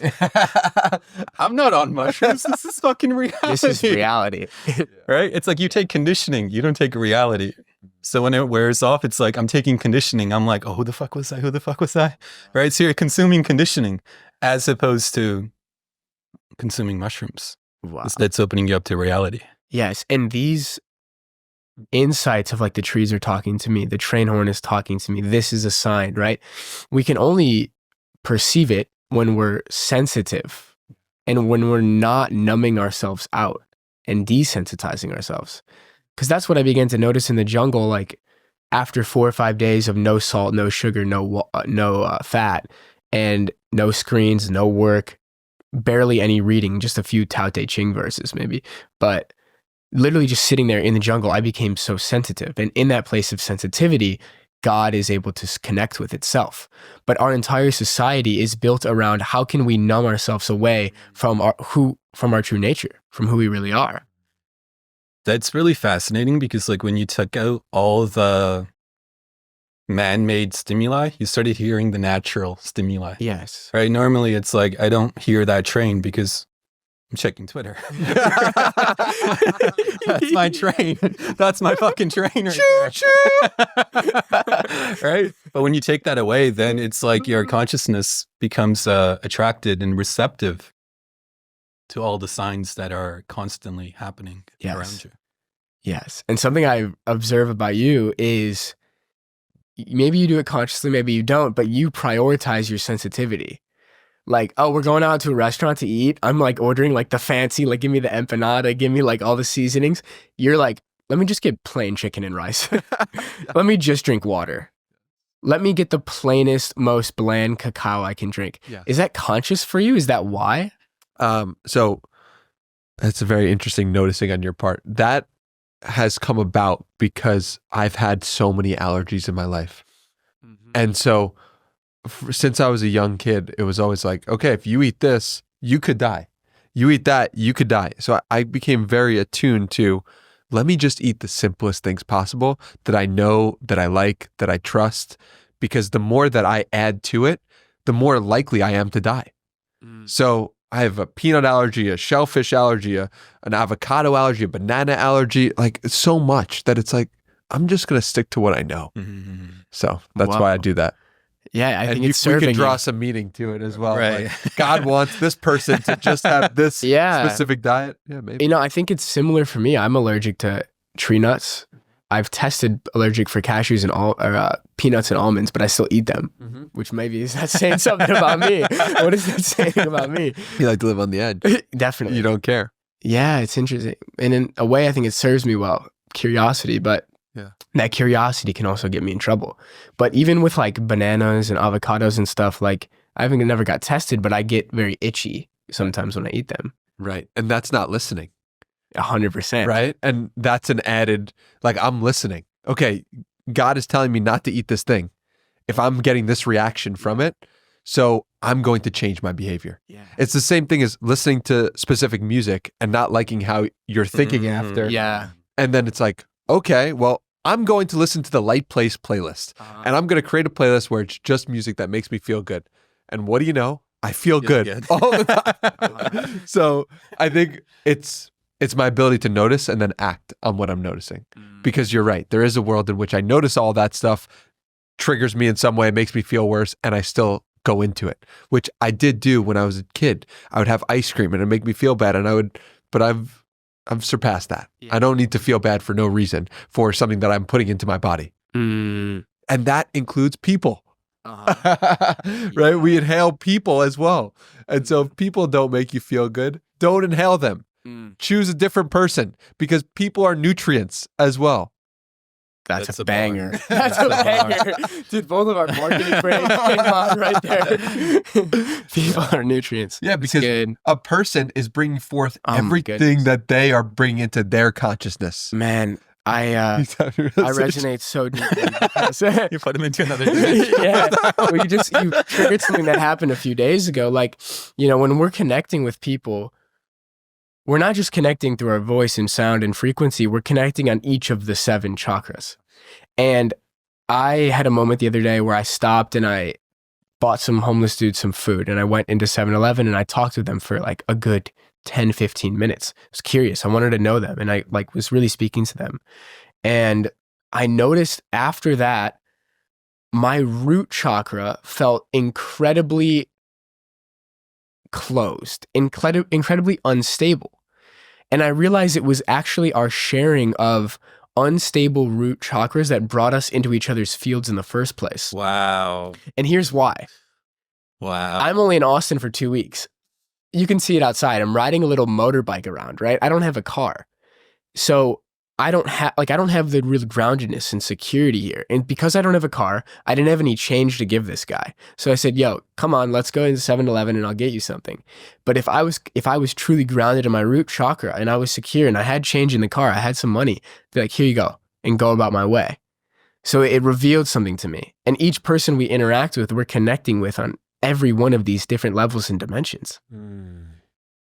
Yeah, that's a beautiful realization and learning for yourself. And I'm like, it's amazing that you did that. Of course. You know? Yeah. And I don't want it to I don't want to do again. Right. But it just brought awareness. Yeah. I appreciate the holding both. Yeah. That you're like, this situation left me feeling this way and it was the right thing for me to do. And I appreciated that. And it was in alignment and it was an example of me showing my heart. Yes. Right? Yes. It's both. Right. So that's what I want to highlight from it. Yeah. I appreciate it. Yeah. Have you gone into the chakra system at all, Tej? Not directly. So I've seen like the chart that every yoga girl has up on her wall. I've seen that. I've definitely seen those charts. But I haven't done any like directly any work, but like from the practice that I do, like when you do embody presence and you open up to like what's arising, I think one of the byproducts is your chakra system does tend to open, right? So like for instance, we'll have various personality issues that will be the result of like, certain chakras, they may be more closed, right? Somebody may be more head dominant and they may not be as grounded, right? Other people may be, it may be different for them. So when you work on various issues, right? Because if you think about it, conditioning is what usually cuts you off from the full expression of who and what you are, right? So when you explore your personal history with curiosity and that presence absorbs your conditioning, right? Because nothing false can exist and survive in the presence of truth. So presence is true. Everything else is, you could be like fugazi. Mm-hmm. So when you're interested in discovering the truth, regardless of how painful it may be, because it challenges who you've taken yourself to be, and then, those memories and that history starts to arise, it makes contact with presence. And through that, presence eats the conditioning. And in return, the byproduct is your chakra might open, because now that same holding, that chakra was closed because of X experience that happened to you when you were 6, 7, 8, or just like your overall childhood upbringing. It turned that into closing X chakra, which gave rise to your personality. And you think, I'm this type of person. But what you don't realize is your personality is a cope based on the chakras that are closed inside you. It's the best you could do to survive, right? So it's like the person that's in their head, it's because they're seeking support in their head because they don't have it in their belly because they're closed in the belly, right? So that's why they moved into the head.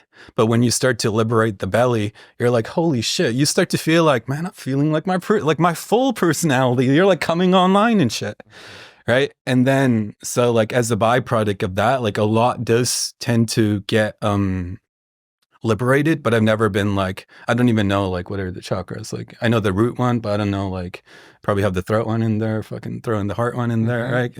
But I don't know like precisely the way to go about it. It's just been a natural byproduct of curiosity and presence. It's like just letting those two things lead the way.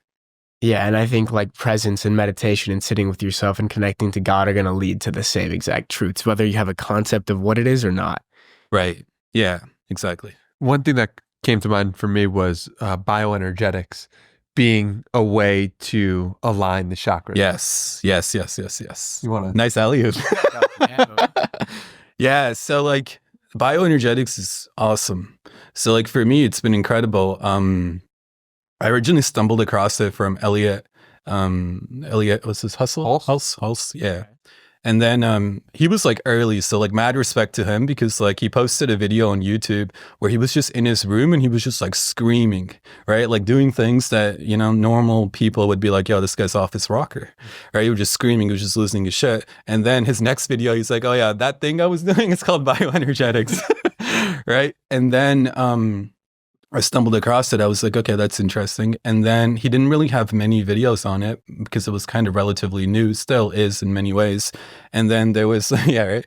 And then, but we just everyone listening to this, 99% of people listening to this have no fucking idea what you're talking about. Yeah, I saw you tweet it once. That's Dude, all I know. The funniest thing was on Danny's pod. He's like, nobody knows about this already, and you're shortened it to bio now. You don't even call it bioenergetics. You're just calling it bio. Like as if anyone knows what that means. So there's this guy on YouTube. His name's Devraj Sandberg. And then he's like gone very deep into it. And then I've been using his videos. You essentially just, the premise is in your body, like you were saying, there's various holding patterns based on your conditioning. And like the energy can't flow freely through those holding patterns because there's a blockage, right? So when you put the body into different types of positions and you hold it, then those muscles where the holding is start to ache. And if you can breathe into those parts instead of letting go, right, then those muscles will begin to relax and soften and allow that energy to start to move through those blockages and then open up your body. So what's interesting is like I have a very similar experience to the one that you tweeted about. Like whenever I would do like bioenergetics, like a long session, let's say like 20 minutes, 30 minutes, like naturally, like without trying, I feel like that's the test. Like if you're actively trying to be one way, then it's a sign you're probably not that way, right? It's like when your default, your natural inclination, like you're so grounded in the heart, it's natural, right? It's not, you're not trying to be in the heart, right? After bioenergetics, for instance, you just have this natural tendency and want to like engage the world, and you have like such groundedness at the same time in who and what you are that it's just like you just share the fullness of who you are. And one way it manifests is like usually just strike up conversations with like literally anybody that passes by, right? And then there's other like implications that arise too, right? So like whatever your holding areas are, as you begin to liberate them, you'll start to experience yourself in new ways. But the recognition is like, I've never felt more like myself, and it feels like a homecoming. So it's like the therapy of the body as opposed to like therapy of the mind. So it's going directly to the body, like you were saying initially, restoring the nervous system to its natural state is, you know, what you could say enlightenment is, or like one version of it. So like bioenergetics is a way to go directly to the body without any talking. Yeah. And what I love about it is that the traditional approach of mindfulness and sometimes therapy can be like, this is outside of yourself. Like you're experiencing this thing, but view it from the third person perspective. Devraj and bioenergetics, the idea of it is go into it. Go all the way into that pain that you're feeling. Like you are the pain.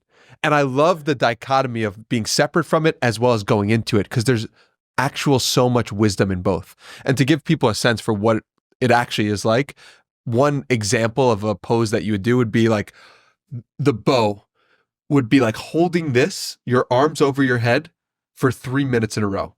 And then the arch going directly down and holding, going all the way forward if you're standing up for 3 minutes as well. Then going back to the bow, 3 minutes, back to the arch for 3 minutes. And so it's not yoga and it's not strength training. Obviously, it's like some like mix of all of these things that is supposed to help you grow spiritually. Wow. And I've found it to be useful. Yeah, I want to try. Yeah. Devraj Sanford. We'll link it below. Yeah. Yeah. I know we're going to get DMs like, how do you spell this guy's name? It's so, and he's such good energy. You could feel his presence. Me and Tej sometimes text each other like, Devraj would say this. Really? Everybody that have put onto Devraj, they're like, man, I love this guy. Yeah. He's like so real, and he's just like he's embodied. Exactly. Yes. What does that word mean to you? It means he is fully, his feelings are aligned with what he is saying and how he's saying it. That's embodiment. Yes. Feelings aligned with what he said. What he's saying and how he's saying it. I love it. You know, like sometimes you're like, you're actually feeling like shit and you don't want to say that you're feeling like shit. And you're Yes. like, okay, like I'm just going to put on a front in this moment. That would be what I call not embodied. But somebody who is embodied would be like, dude, I feel like fucking shit right now. Yeah, fat. Right? Yeah, like, sure. like the dinner we had with Claire. Yeah. You remember that? Yeah, you were. I was an embodied version of feeling like shit. Yeah. So that makes people trust you. That makes people like you. That opens their heart to you because they're like, oh, he's not full of shit. He's embodied in his actual feeling. Dude, that's so good. Like the reverse. And people always talk about it. Like, oh, look at I'm good. Right? Yeah. But like the way you broke it down with like feeling like shit, because if you think about it, it's like, I think that's the highest when you can meet every situation with presence.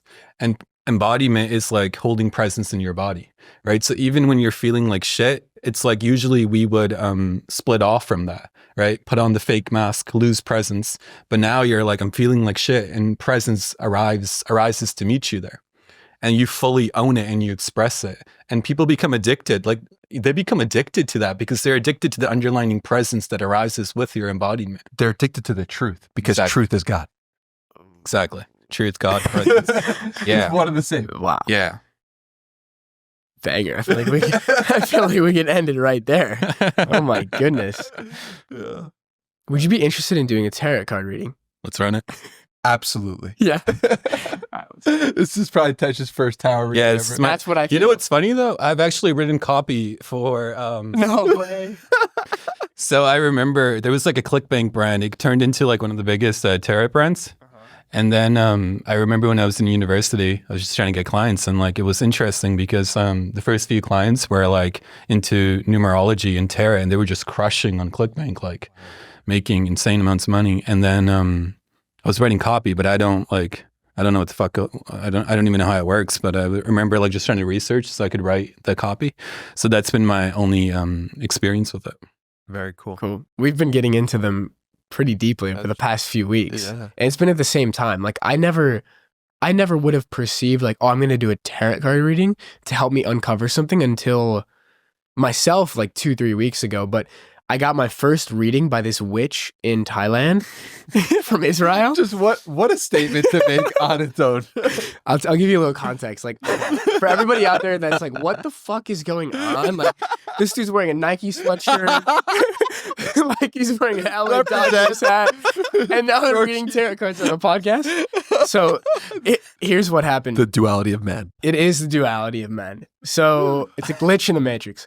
So I was in Thailand and I was a volunteer at a youth hostel for a month. I like renounced business. I renounced the creator economy. And I was sitting that one night during game night at my hostel at this big table, like 12 people are there and everybody's drinking beer, smoking weed, music's playing. And I'm like, I really want to write. So I'm on the table writing on my computer in the corner. And this girl spills water all over my computer. So I'm like, oh my goodness. And around that time, magically, this other girl comes up to me and she's like, oh, hey, like, I'm really good with computers. Can I help you? I was like, sure. I just want to stop the story for 1 second Yeah. and use it as a teaching moment opportunity. When unusual things happen to you, like water spills on your computer, or someone bumps into your car, those are all signs. Divinely orchestrated Moments that you have a choice in that moment how to respond. Yes. You get upset and you cry and you go to your room and you say, why does this always happen to me? You lose the magic. Yes. And so please, if something unusual happens to you in your life, take a second to pause. And this is why meditation works. Take a second to pause and be like, what am I supposed to know in this moment? So what I was supposed to know is I was not supposed to be writing in that moment. I was supposed to be opening myself to the magic. And so, like you said, I didn't actually get mad. I was like, it is what it is. Like, it had already been happening. My phone broke a few days before because I was tweeting too much. That's the sign that I took it as. I was on Twitter too much and my phone broke. And so this girl comes up to me. She's like, I'm really good with computers. I'm like, okay, fine. And we go to the other end of the table. She starts like working on my computer for a second, and then we start talking. And she's like, "Yeah, what do you do on your computer?" Like I was like, "I'm a writer, entrepreneur, creator, but I'm kind of taking a break right now. I'm traveling." I renounced it. Yeah, I renounced it for now. And I was like, "What do you do?" She's like, "Oh, I'm a witch." I was like, "What does that mean?" A witch that fixes computers. Right? I trust you immediately. I'm in. So she was a witch. Fuck a geek Witch squad. So she's a witch from Israel, and she has a deck of tarot cards, and she's like, would you like want to do a reading? And I'm like, you know, this has already been weird out here in Thailand so far. I'm open. Let's just try it. And the reading she gave me was so instrumental on my life path going forward that I fully begin in the magic of the divine. And I feel like this witch came into my awareness at the perfect time. And she came and checked on me a day later. She's like, how are you doing? Are you okay? And I could never remember her name. And I'm usually pretty good with names. And I never remember her name, and she disappeared. I never have gotten in contact with her again. So it feels like it was almost just like a miracle, an angel from God coming in to give me a little sign on my path. And it helped me gain clarity going forward. It helped me resolve a duality split in my mind of there's a side of me that's entrepreneur, ambitious Jack, and a side of me that's like hippie, mystical, spiritual, woo-woo Jack. The reading helped me collapse that duality into, oh, this is just one expression of me. So that's how I came to tarot. We had a call with an astrologer named Michael Norse about a month ago. Yeah. And so Michael Norse told me, he said, the first thing you do when you get back to Austin after ayahuasca is go to a spiritual store and pick a deck that speaks to you and start playing around with it. And so I just happened to be staying at a hotel right across from a witch shop in Austin. So I walk in and I see this deck, and maybe I'll hold it up to the camera. Radiant White Tarot. And it spoke to me for a few different reasons. The magician archetype has been in my awareness a lot recently, like being able to create projects, bring them into fruition. But it was especially this prince-like man on the front with long blonde flowing hair that I had a vision of myself as on ayahuasca with long hair. The first thing I thought of when I saw that, I was like, kind of looks like Jack. Yeah. Me too. Yeah. So I got the deck, I got a reading. The first one was super potent. There was actually a girl there reading and she helped me like interpret it. And so I've been playing around with it. My friend from home called me the other day and he was going through some stuff. And I was like, I feel like we're supposed to read tarot cards. And we helped him get to a new conclusion, almost in like a therapy space holding space with these as the guide. Wow. So that's how I came to it. And I've been pulling them like every day intuitively. So, Tej, I'm excited. I'm excited for you. Let's run it. Do you have a question you want to ask to the cards? I'm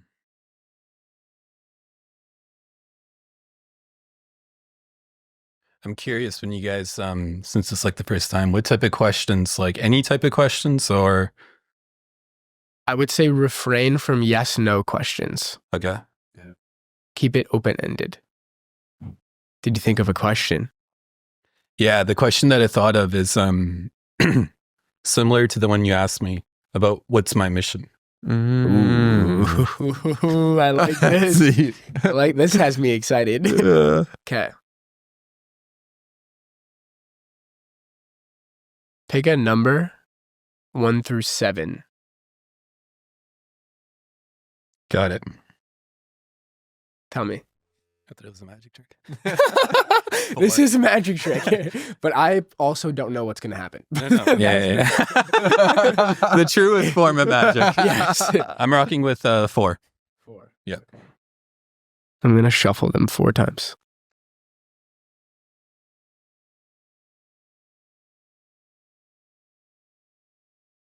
Four was also my number this morning. So it's been in the field. It's in the field. Mm-hmm. Interesting. They say blowing into the cards is blowing the spirit of God into the cards. Danny, I've gotten pretty into this recently. I know. This is a different level that I just fucking spread it out. I'm like, you want I treat it like a ritual. I Okay. love that. Did that? So it ended at the perfect place. So can we see the table? We can. Okay. Yeah. So Yes. what I want you to do is pick 4 that speak to you, that are sticking out to you, almost like they're presenting themselves to you. I mean, This is so interesting. I feel like I'm getting in this channeling mode. Channel. all right. I mean, this one for sure. Okay. Wow. Top one. And then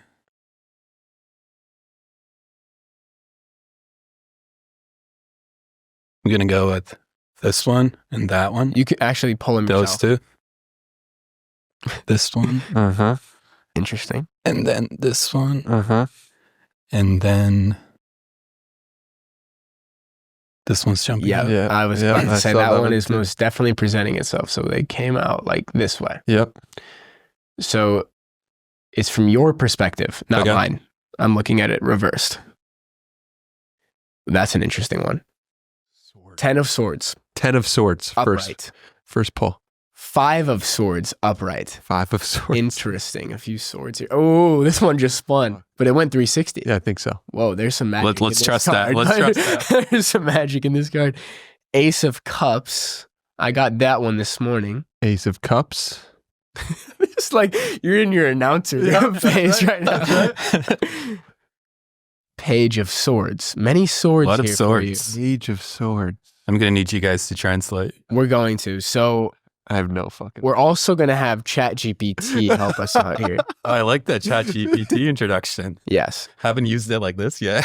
No, me neither. Dude, my ChatGPT image of my life was like all based on this because this is all I'm doing recently. But so the first thing I actually want to ask it is, what do swords represent in tarot? Because I'm learning all this in real time. But swords are really prevalent here. I've been getting so many pentacles. Before we go into that, I'm curious when you look at these yourself. I like that. Yeah. Let's tap into our intuition here. What does this all mean to you? Yeah. So what's interesting is, remember at your retreat, I don't know if I said it to you, but I said it to a couple of the guys there. I was like, I think my buddy Ryan, who was also at the retreat, I think he was asking me, and he's like, hey, like, what's your intention? And I was like, I feel like I'm here to die and be reborn. Right. Mm-hmm. And like, that's been what's been arising even on like more of a physical level. So for me, intuitively, when I sense those 10 swords in my back, right? Or what? Just want to show this to the people, if you can see that. It was like the completion of the death process. Right? Okay. So for me, and it felt like intuitively I've been going through a death process for a very long time, and I've been holding on to the aroma of death, and I haven't fully come into the light as the real me. Right? So when I sensed those, like I knew something like that was going to pop up first, not at the end. You knew it. Wow. I knew it. I sensed, I'm like, yo, it's going to be interesting. The first one. And I think the first one I picked was the one that was like closest to me. It was kind of just like. It just presented itself to you. Right. So I feel like when I saw that, I was like, yeah, like not a surprise. Wow. So that's my read, quote unquote, of the first one. And then when I look at the other ones, I also noticed a lot of lightness. Yeah. Color-wise. Wow. Right? Interesting. A lot of lightness. And then, so the second one, I see a guy, right? It seems very grounded in the truth of who and what he is. Mm-hmm. And there's people around him that look to me. How many people? There's 2. Interesting. Oh, shit.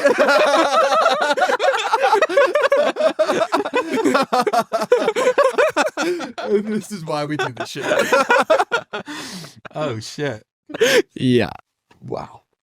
So there's 2 reads I just had right now. I see 2 people with 2 swords that are dropped. So one read is whatever battle that they were fighting, they won that battle and they dropped the swords. And now they're walking towards the water. They're walking towards the light.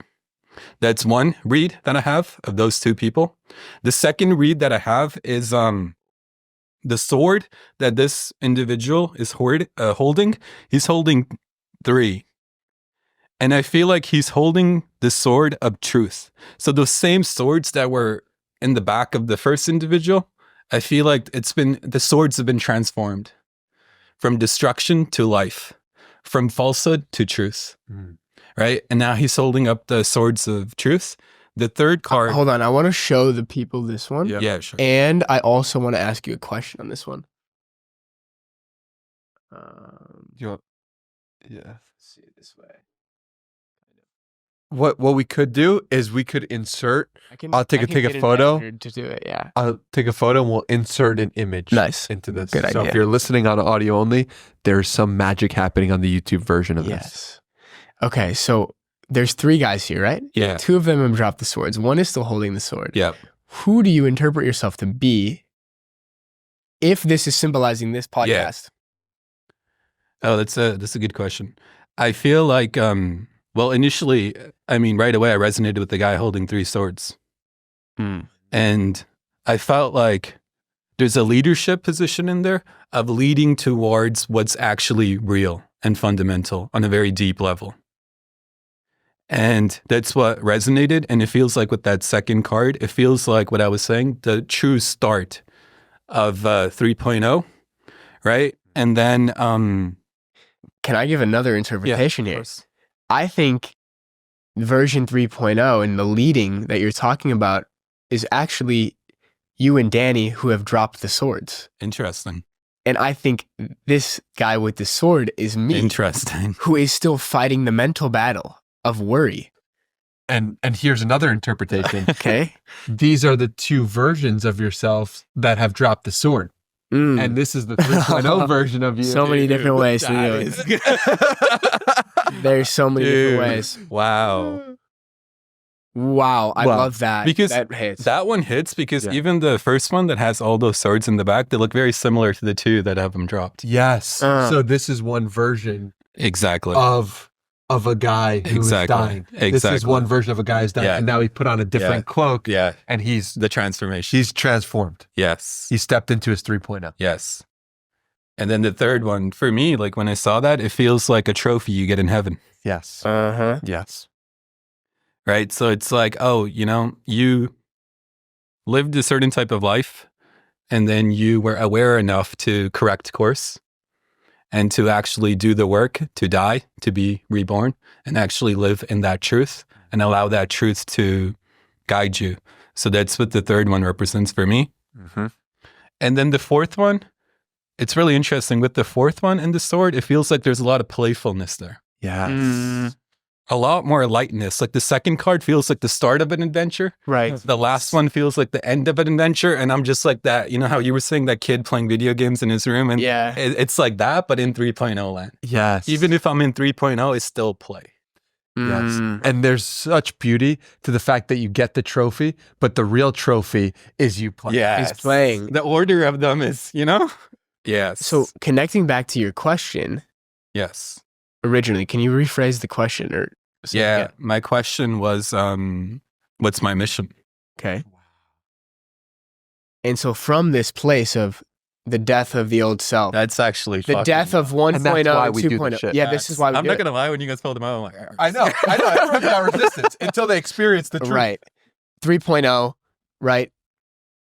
The feeling of God, the feeling of the divine creativity. What becomes possible from that playful place of mission?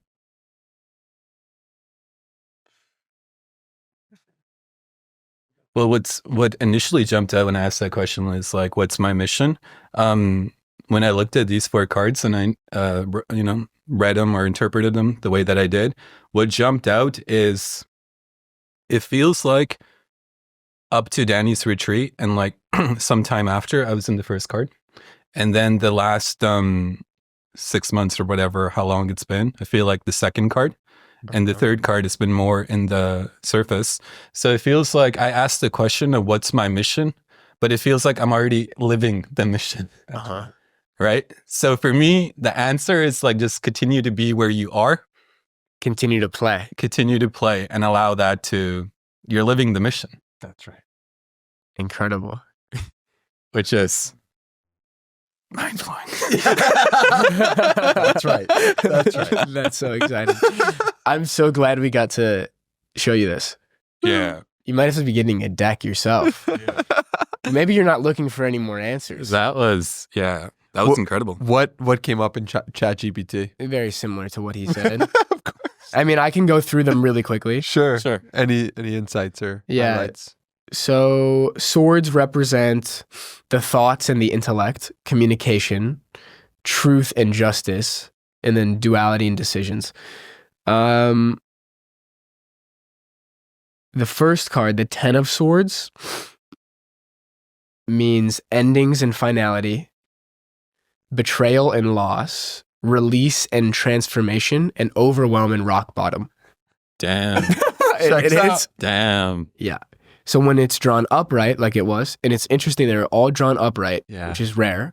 Yeah, that is rare. The card suggests a painful but necessary ending, facing truths or closure that can no longer be avoided, accepting the end of something to make way for growth. Fire. 5 of Swords, the second one, is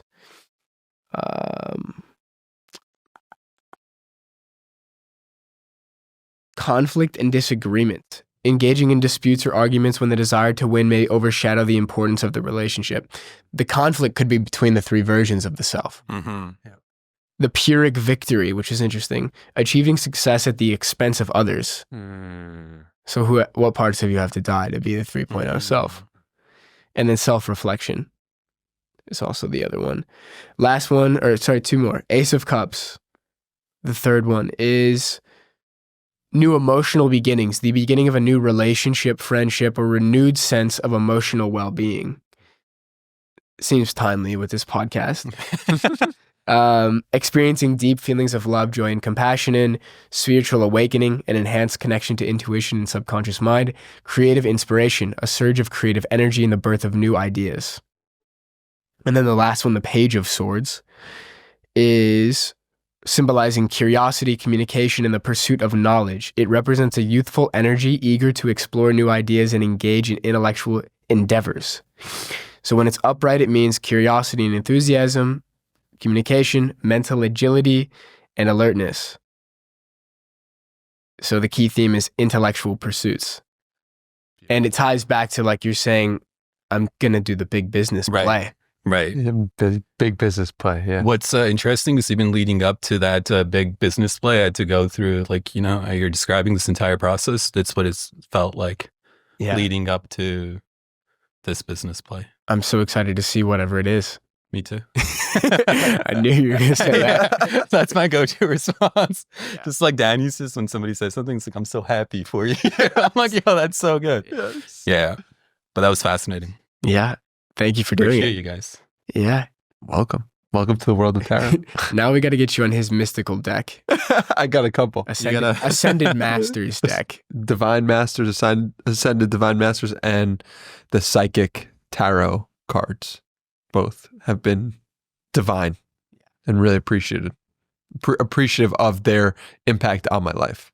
The thing that I love about where we're at right now in this life is this seeming polarity or duality of, on the surface, we appear to be the entrepreneurs. Like, you're running, we're in good shape, like we're playing sports, whatever it is.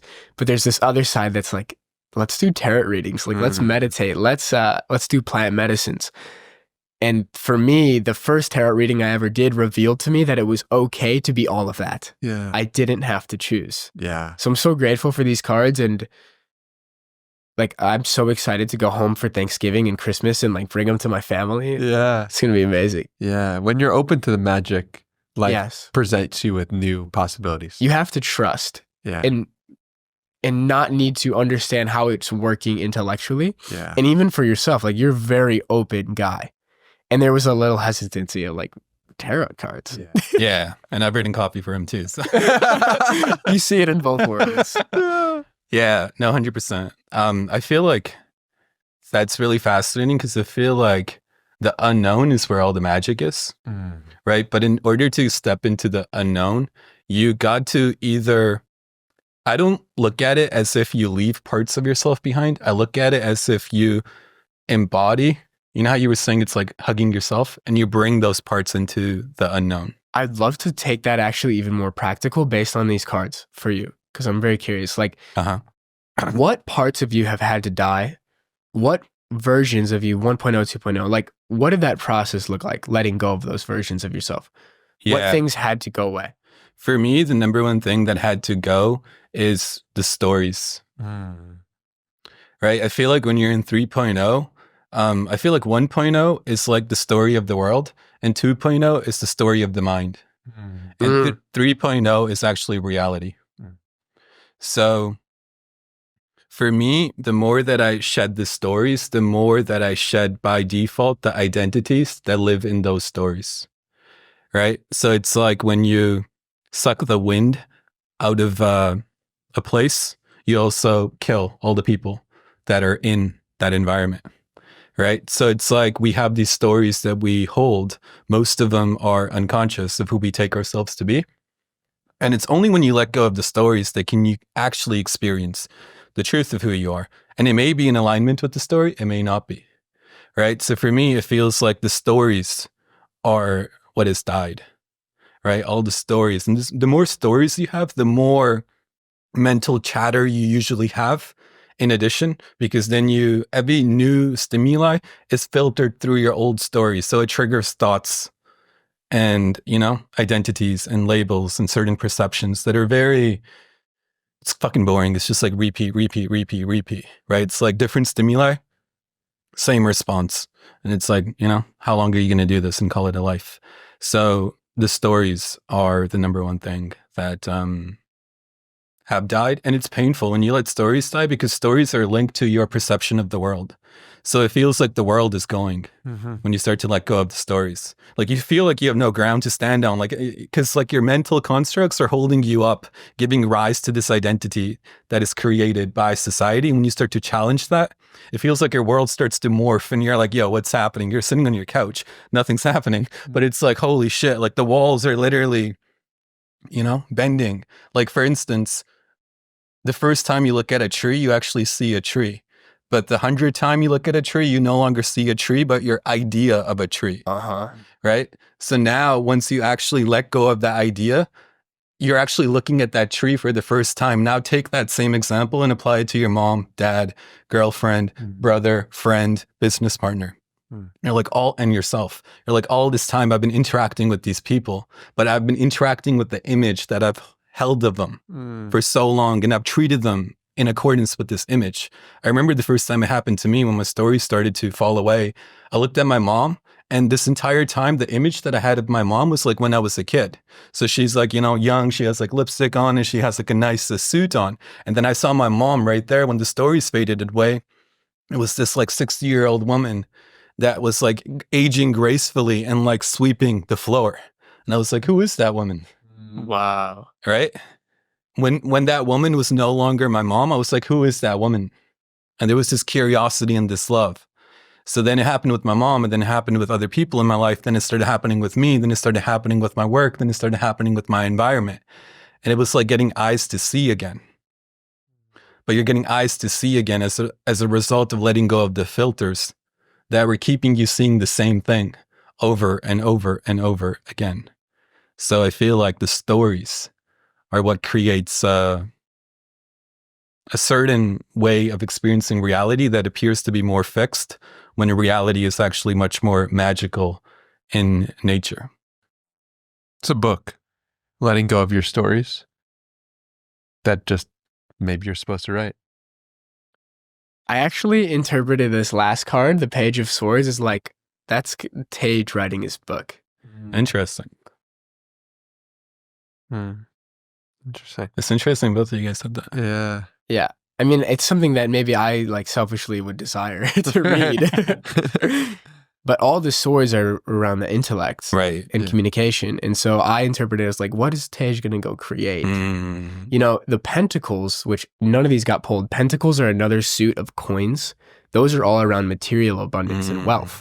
So the cups and the swords are more around creativity and communication.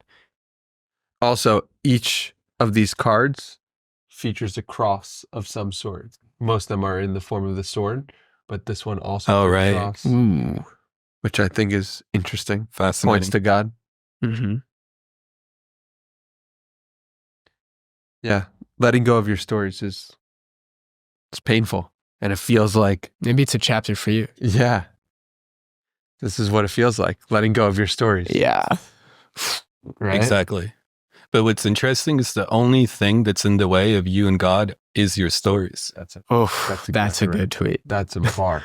Right? Yes. So whenever you feel like you're out of presence, it's because, how I've said, like rotated in and out. It's because I've gotten wrapped up with some story 100%. and I've left presence.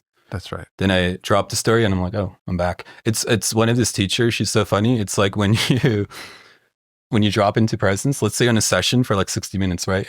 And like, let's say on the 50th minute mark, you drop into presence and like the real you shows up. She's like, there you are. I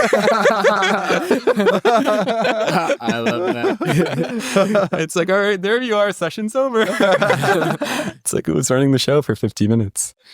But yeah, it's fascinating.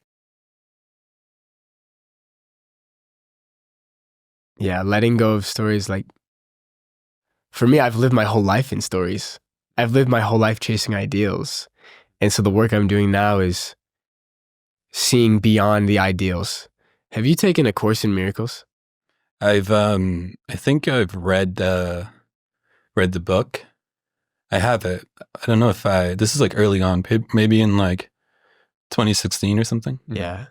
But I'm not too familiar right now. The course is literally just training perception to see clearly, to see beneath stories, to see the presence of God in all things. To see love. Yes. So it's amazing you're coming to it yourself. Yeah. And it's a journey. Some days I feel so tapped in and everything is perfect and aligned. And then you forget.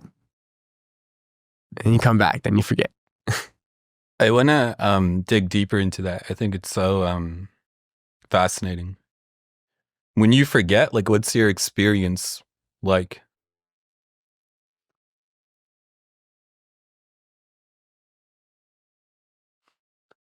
The experience now has shifted to consciously choosing not to see. It's almost as if my default has become presence and trust and openness and love. And when the programs come back online of the old self, the old Jack who wants to order DoorDash at 1 a.m. or watch football highlights or all those things, right?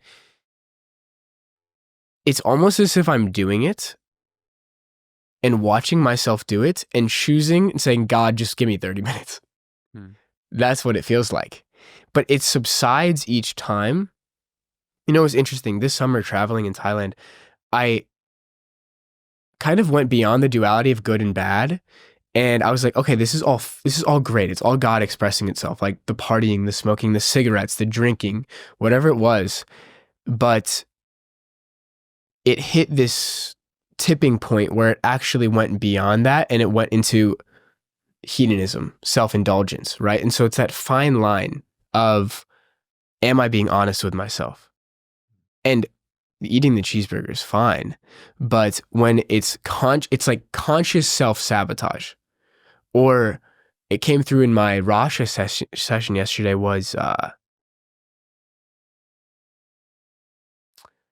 like self-abuse. Like smoking the cigarette and knowing it's bad for you, or eating the food that you know is bad for you, but you want to serve like that part of you that loves pleasure and desire. You are committing an act of violence on yourself. And from that new place of realization, which that download only came yesterday, like it actually, I'm going to be super real and open here. It came in the insight of masturbation. I was like, masturbation, when it's done in the way of only for pleasure, is sexually abusing yourself. And it's in the word. Like dudes will say beating your meat, right? Beating your meat. It's sexual abuse on yourself. And I came to that yesterday. And all the vices and things that I've gotten into over the past few years, be it the excess nicotine, the excess masturbation, the excess food, these are things I've been dealing with for the last 4 or 5 years. It has only been by coming to the realization of love that those things have started to fade. So when I went into the jungle, before I went to the jungle, I was ripping a vape, right? I was like, it makes me more productive. It makes me more sharp. It wasn't until I felt the presence of God and the profound magic of meditating and listening to the birds and being one with all of it that came as a result of being sensitive in the absence of the nicotine and the coffee and all of it, that I was like, this is why I want to stop. I couldn't find a reason to stop before. It was like, oh, nothing's good or bad. It's all God, right? But that was a very subtle trap. Right. Right. And so now the insight yesterday came in the healing session of, dude, this is so real. But my healing session, of the 90 minutes, 60 minutes, I felt intense healing in my genital area. Yeah. Intense healing. Yeah. And it was because Could you say that again? But in a way where there's no charge? Yeah. This is the deepest thing for me. Thank you. For 60 out of the 90 minutes in my frequency healing session yesterday, I felt intense healing in my... Yeah. We could keep going. We could do it over and over again. Like we have unlimited and takes. I love that this is going online, and like where my mind goes right now is the stories. who's going to listen to this? Yeah. Yeah. Fuck it. Right?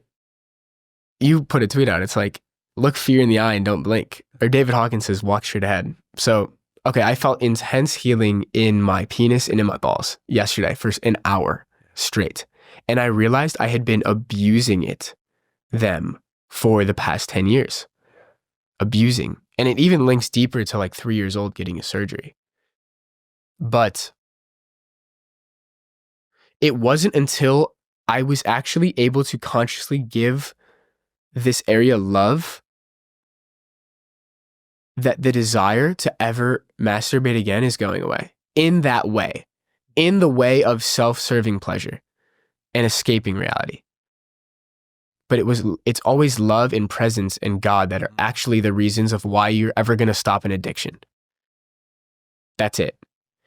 And I've been the guy, I feel this is so deeply stepping into my purpose because like, I would never have wanted to share this. And there's such a part of me that doesn't want to share it now. But I've been the guy for the past 4 years who has the addictive personality, who has the masturbation addiction, who has the binge eating addiction, who has the weed addiction, who has the nicotine addiction. It's in my nature. And there's so many guys out there who have this. And girls, but I'm especially speaking to guys. The way to transcend it is not through force. It is not through putting up a restriction and saying, I'm not ever going to do this again. It is coming to a realization of love that makes the action just seem absolutely ridiculous. So that's where, I don't even know how I got in this tangent, but I'm grateful that it came through. Yeah. Thank you for sharing all that. That was really powerful. Thank you for pushing me to share it. Yeah, really powerful. What came through for me was about how common it is for us. We have been programmed to lie to ourselves. And I was watching a Seinfeld episode with my cousin after the retreat. And within the first 10 minutes of the Seinfeld episode, the characters had lied to each other or themselves 10 times. Wow. And laughter ensued on the laugh track every single time. And I said to him, this is slavery. Ooh. This is the thing that's hiding in plain sight that nobody is willing to look at or see. And it's so part of our culture that we don't even know it. And for a long time, oh man, I'm getting chills. For a long time, I asked myself and asked everyone around me, nonstop to the point where my brother made fun of me. I said, what is the modern day slavery? What is the modern day slavery? What is the modern day slavery? It's probably the most important question we can ask ourselves. And the answer that I've come to in this moment is telling the truth and lying. Lying is the modern day slavery. And so in some way, you're lying to yourself if you're masturbating and you're saying, this is fine in this way. You're lying to yourself if you're like, I'm going to go down weed. I'm going to smoke my vape. I'm lying to myself. And it's okay because it's been programmed for you and this is your reality that you've accepted. And if you tell the truth and get closer to God, I don't know how to heal this. I don't know how to solve this. What should I do? I want to live more in love in this area. God will show you. Mm-hmm. But it takes the initiation. It takes you looking at it. It takes you wanting to have that inclination. And you did. And you shared something because of that genuine desire to try to heal it. You shared something that previously would have been very difficult for you to share because you have the genuine desire to come from love and to heal this part of yourself. Right. It's like, I know on one hand, I've known for so long, I'm going to be speaking about this stuff publicly. Yeah. And it's never actually come to fruition until right now.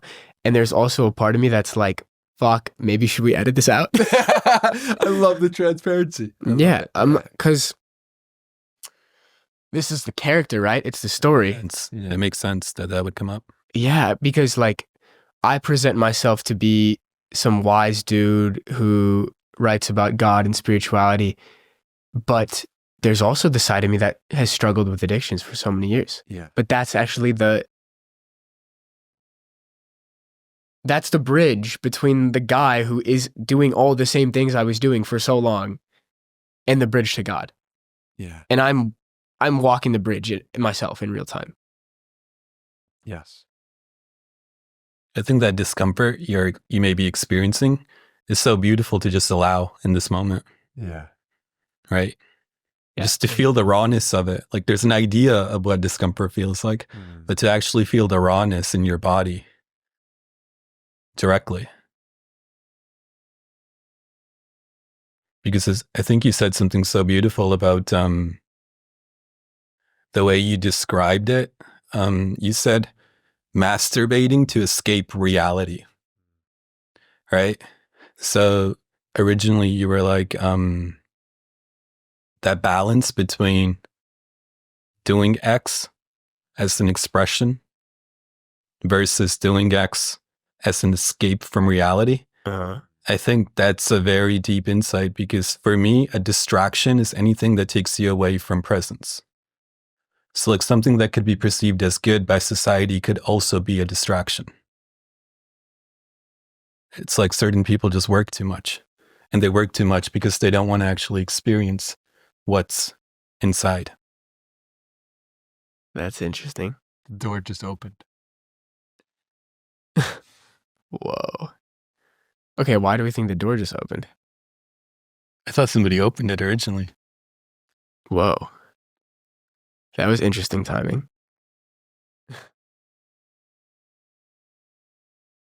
That's so interesting. So right when you said that, the door opened, you said, right, some people work too much and the door opened. Yeah. What does that mean to you?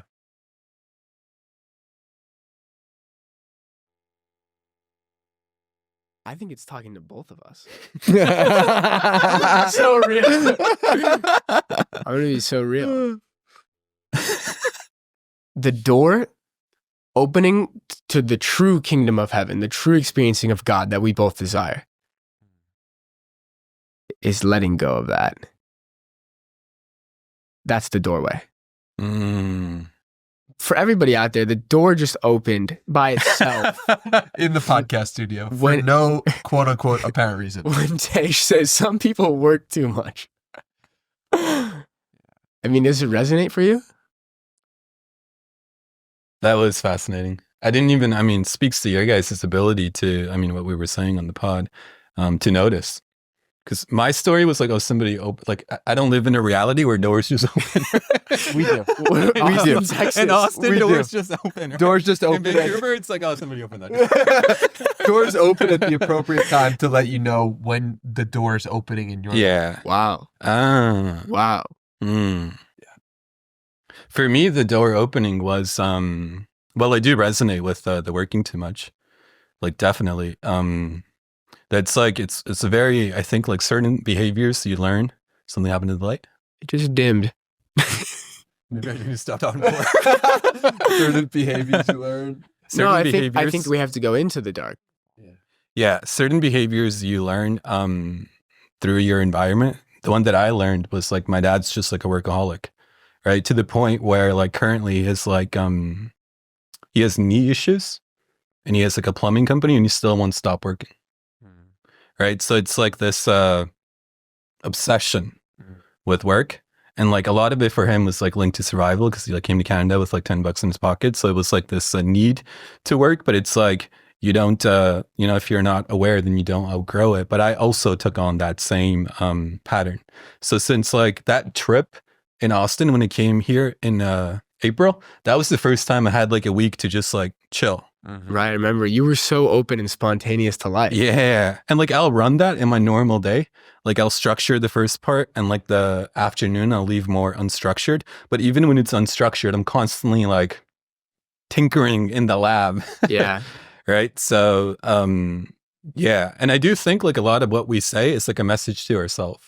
So that's why I always say when I tweet, I'm just tweeting to myself because the only reason it's arising is because I need to hear it. So everything I've said on the pod is because I need to hear it and now it's just coming up so I can express it. Totally. So I do resonate with that door opening and opening at that time with like that work addiction. Yeah. And then it's interesting you use the word because I just talked about addictions for like 10 minutes. Yeah. Work addiction. Yeah. I think I definitely I also notice in myself when something is coming closer, I talk faster. So like when the topic of work addiction came up, I'm like, we're gonna. It's like And louder. A little, yeah. yeah. Yeah. So yeah. So how can we let go of that and walk through the door into pure surrender and love? Maybe Danny can guide us. Yeah, let's go Close find our the chairs eyes. too. Close our eyes for a brief meditation. That's what arose in me, Okay. actually. So if you're driving, please pause this podcast. Close your eyes. Take one deep inhale and one exhale.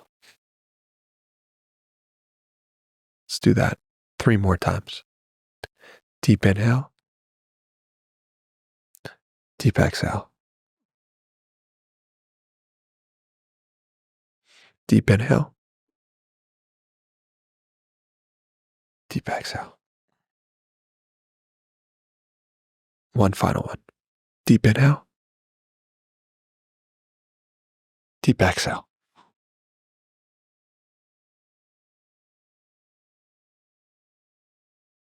Love you to imagine yourself in a place in nature. Think about the most beautiful place you can imagine. The place that feels like home, where you're surrounded by nature and safety and peace. Maybe there's a nice place to sit down. You got a water by your side. Your favorite fruit as well. And you are living in a state of peace and joy. You're looking at the expansion and the expansive view and just smiling to yourself. The more you see of the view, the clearer it becomes. The more you see, the clearer it becomes. Just take it all in.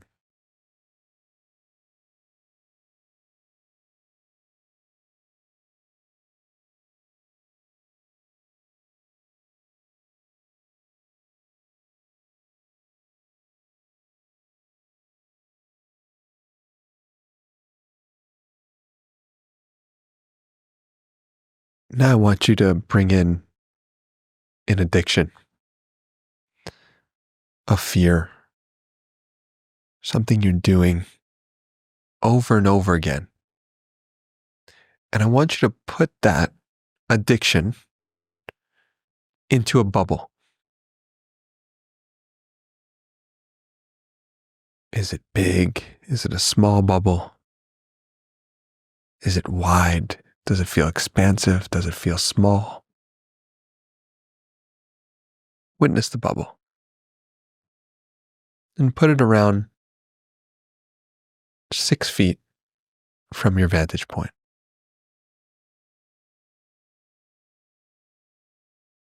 Maybe it feels scary. Maybe it feels easy. Maybe it feels like what you naturally want to do and are drawn to. But just witness that addiction from outside of yourself.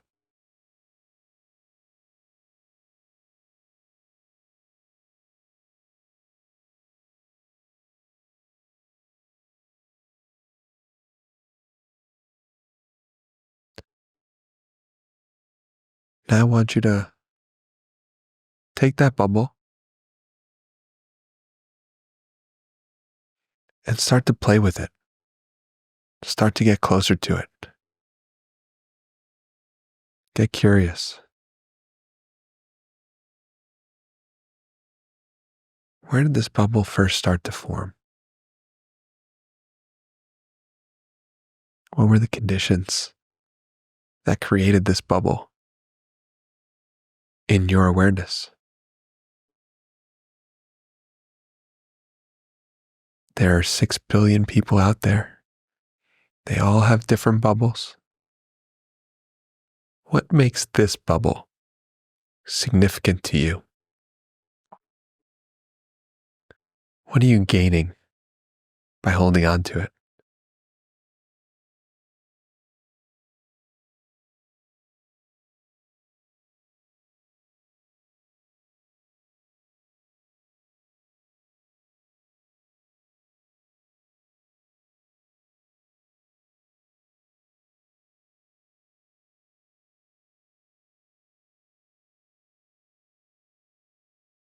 When you've gotten familiar with the bubble, I want you to give yourself permission to let it go.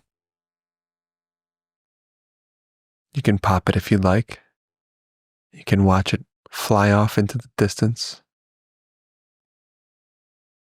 You can wave it goodbye.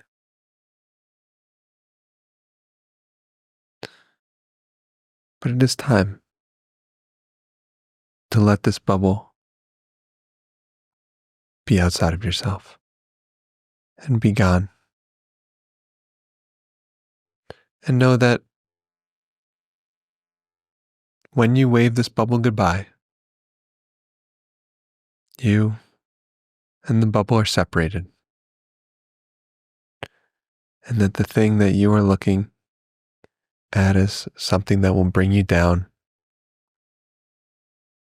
bring you further away from God,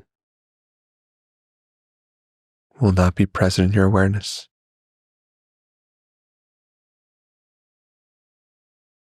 So whenever you're ready,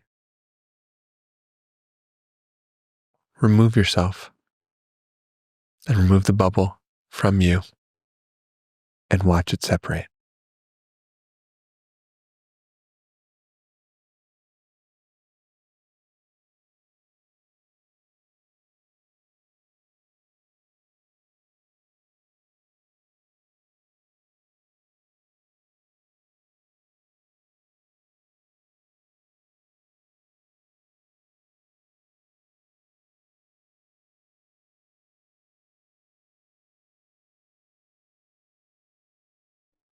Now watch yourself in your day-to-day life and watch the moment that you would typically go to reach for the bubble and see that it's nowhere to be found. And watch what you do without that bubble in your life. Watch how you make different decisions, different actions, because you no longer need that bubble. And watch as the power of love washes over you, fully embodies your being, and that you can take that wherever you go.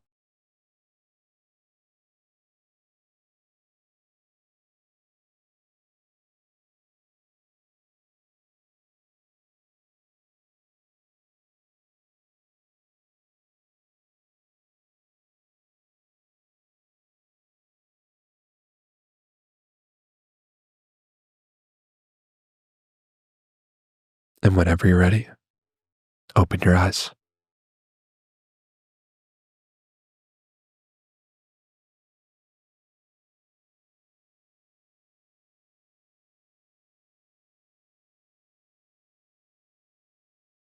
Thank you.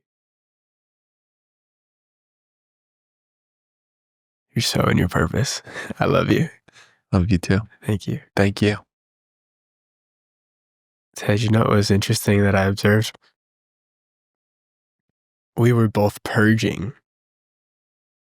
So in ayahuasca medicine ceremonies, oftentimes people throw up, or I didn't have a lot of throwing up purges, but I would purge in the way of burps or yawns or farts. And I noticed that during this meditation, we were both like, things were bubbling up. I felt it in myself and I felt it in you. So I'm happy to share too, but like, what did you feel was bubbling up? What did you feel you were letting go of? Yeah, that's a very accurate read. For me, even right now, it's like this very similar because I've heard of people who've done ayahuasca with the purging. It felt like a lot of energy that was very stuck and very dormant and very dark. It was like, I almost felt at one point I had to throw up. I'm like, dude, I'm going to fuck up. I'm going to fuck up this fucking podcast studio. Imagine you threw up all over the tarot cards. Oh my God. Right? It was like, I was like, oh shit. And then my body was also like glitching out like this. Whoa. And it was like releasing and like, I was like, like moving. Wow. Wow. And what's fascinating though, is for me, as you were doing that amazing, your voice is fucking amazing though. That was like beautiful. As you were going through that guided meditation, I actually saw the actual visual of when this like work addiction actually started. And like I can share it with you guys. Because I used to be like the type of kid that was like, I didn't really give two fucks, right? So I just do like whatever. Like from a young age, like I didn't even bring my backpack home like after school. So people are like, complaining about homework. I'm like, homework? You guys bring backpacks home? And like it was chill. And then during like exams and tests, I would just like take a nap, right? So instead of doing the test, I just take a nap, right? I'm like, whatever. And then so that was kind of like my mentality. It was just like kind of just like free flowing through life, just having a good time. And I remember when I was like 14 or 15, I remember this is the visual that came up, and I hadn't thought of this since the event. And I remember journaling about it that day. But this is what happened. I was sitting in the living room, and then my dad was there, my mom was there. And my dad, he's like the type of guy that only time he really, he's very stoic, very to himself. And the only time he really talks to you is like when he needs you to do something, or like when he's like about to tell you some shit you don't want to hear. So like whenever I hear my dad's voice, I'm like, fuck, I got to cut the grass. Right? So I was sitting there just like feeling very much like myself, like feeling very in tune and just like, enjoying life and like being more in being than doing. And my dad, he was like, it was like a very nasty judgment. Like, are you going to do anything, or are you just going to like wither, just wither away like this? And it was like such harsh judgment that I felt like a bird that they had caged, and now they were yelling at the bird for not flying out of the cage. And I remember in that moment, I felt so much fucking anger, and I'm like, I'm going to fucking show them. And I remember journaling about this, like, yo, I'm going to fucking go nuclear with this shit. And then like a lot of that frustration, a lot of that anger, and I turned it used it as fuel, used it as motivation. But what's interesting is how much of that fuel was linked to survival for me. So it felt like a version of me is like constantly kind of drowning and just like trying to like go like this and hit the water like I was for real to just survive. And this is the work addiction. And it originated from that judgment that if I don't work, then I'm like a piece of shit. Right? Being isn't enough. You have to do something. You can't just be authentically. You got to do in accordance with society. So then I became a doer, and I became a great doer. And it was linked to survival. And now I obviously don't need to survive, but I'm still in that paradigm as if I need to survive. So it's interesting because like every day, even though I will like hit the meditation, I'm like, man, I can't wait to go to work. Can't wait. Yeah. Sometimes it's good. Sometimes it's like a anxious feeling. And I saw the parallel between that anxiety and that original judgment. And it felt like the burps were like the release of that tension, that stuckness. And like, yeah, it would have been funny if I threw up all over here. Wow. But yeah, that's what it was. Wow. Thank you for sharing that. Yeah. That's beautiful. I have such a similar experience from like 14 years old with my dad too. Wow. So I remember I was in being mode. It was summer, no school. I was just chilling, playing video games at like 10 in the morning. I was playing video games all the time. I was playing NBA 2K, loving it. And my dad would just get pissed. Like he said to my mom, he's like, we need to get him signed up for fucking summer camp or something like this. Yeah. And so it was that energy of like, oh, I need to be doing something. And from that point on, like I actually go up and beyond of like, I'm going to go play D1 football and go to the extreme of doing. So I resonate. And what arose for me was almost paradoxically me letting go of the work addiction would allow me to go play football without needing to work right now. And another thing that arose is like, I'm going to be working my whole life. I'm going to be pursuing this stuff my whole life. What if I just go play and I just go create, write, build my school? Even all I'm doing is mostly play. There are just certain things where I get into scarcity mindset with money of like, all right, I'm going to launch this offer, which is basically just money based, which then takes so much time and energy for me and drains me. So what came through for me in the meditation was like, if I just put the fear of making money in a bubble and just let it be out there, what would I do? What becomes possible? And it's like, I would just go play. I'll just go play and I'll create. And it's all play anyways. So that was super fucking powerful for me. I asked God today on the drive here, because I mean, I couldn't even get in the mindset of like, I'm about to do a podcast, because I was like, God, can you give me a sign if I should go play football or not? And I said, can you make the decision for me? Can you make it so abundantly clear of what I should go do? And so now you do this meditation. I see the anxiety in a bubble. It hasn't become abundantly 100% clear, but the clouds are passing, but I'm still oscillating between the two. So by the end of the day, I'll probably have an answer. Yeah, beautiful. Yeah, it's interesting how you guys both described your experience as like something bubbling up. Yeah. And the bubble was just the first thing that came to. I've never done that meditation before. I didn't plan on that. That was just off the top of the dome, as the rappers say. It felt like it was off the top of the dome. But the fact that it was resonant with the bubbling up things that arise in your consciousness and seeing it outside of yourself. I didn't even connect that. The bubbling inside was the bubble out. I didn't even connect that. Yeah, I didn't see that. I didn't see that one. Me neither. Whoa. So it's perfect. Whoa. Yeah.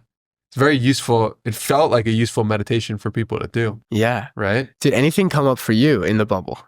No, because I wasn't in my own experience. I was in your experience. I see. I was in my own experience of facilitating for you. I see. Right? Yeah.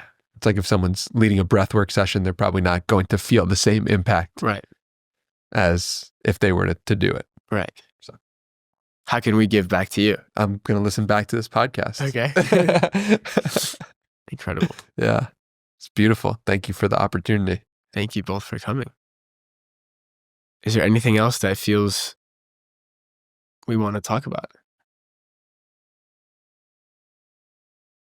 For me, I just loved how spontaneous and natural the conversation was and how it went exactly to the places that it needed to go. And we had like no agenda. And that to me is like a testament of like exactly what we've been talking about. It's like the podcast was done from that place. And like all the dialogues, the stories, the guided meditation, the tarot cards, they were so spontaneous, right? Can you imagine if you scripted this at this mark? I'm going to pull out the tarot cards at this. It's all intuition. And it's all like following these breadcrumbs. I read this book called A Lion Tracker's Guide to Life. And the main guide, the main tracker of the lions keeps repeating this quote. He says, I don't know where we're going, but I know exactly how to get there. Oh, it gives me chills. That's such a good line. I highly recommend that book. It's good. And he also says like, there is no second track when you're tracking a lion. There's only a second first track. I don't get it. So here, when you're tracking an animal, when you're tracking a lion, apparently, I haven't done it. You find the first track. Okay, that's the first clue.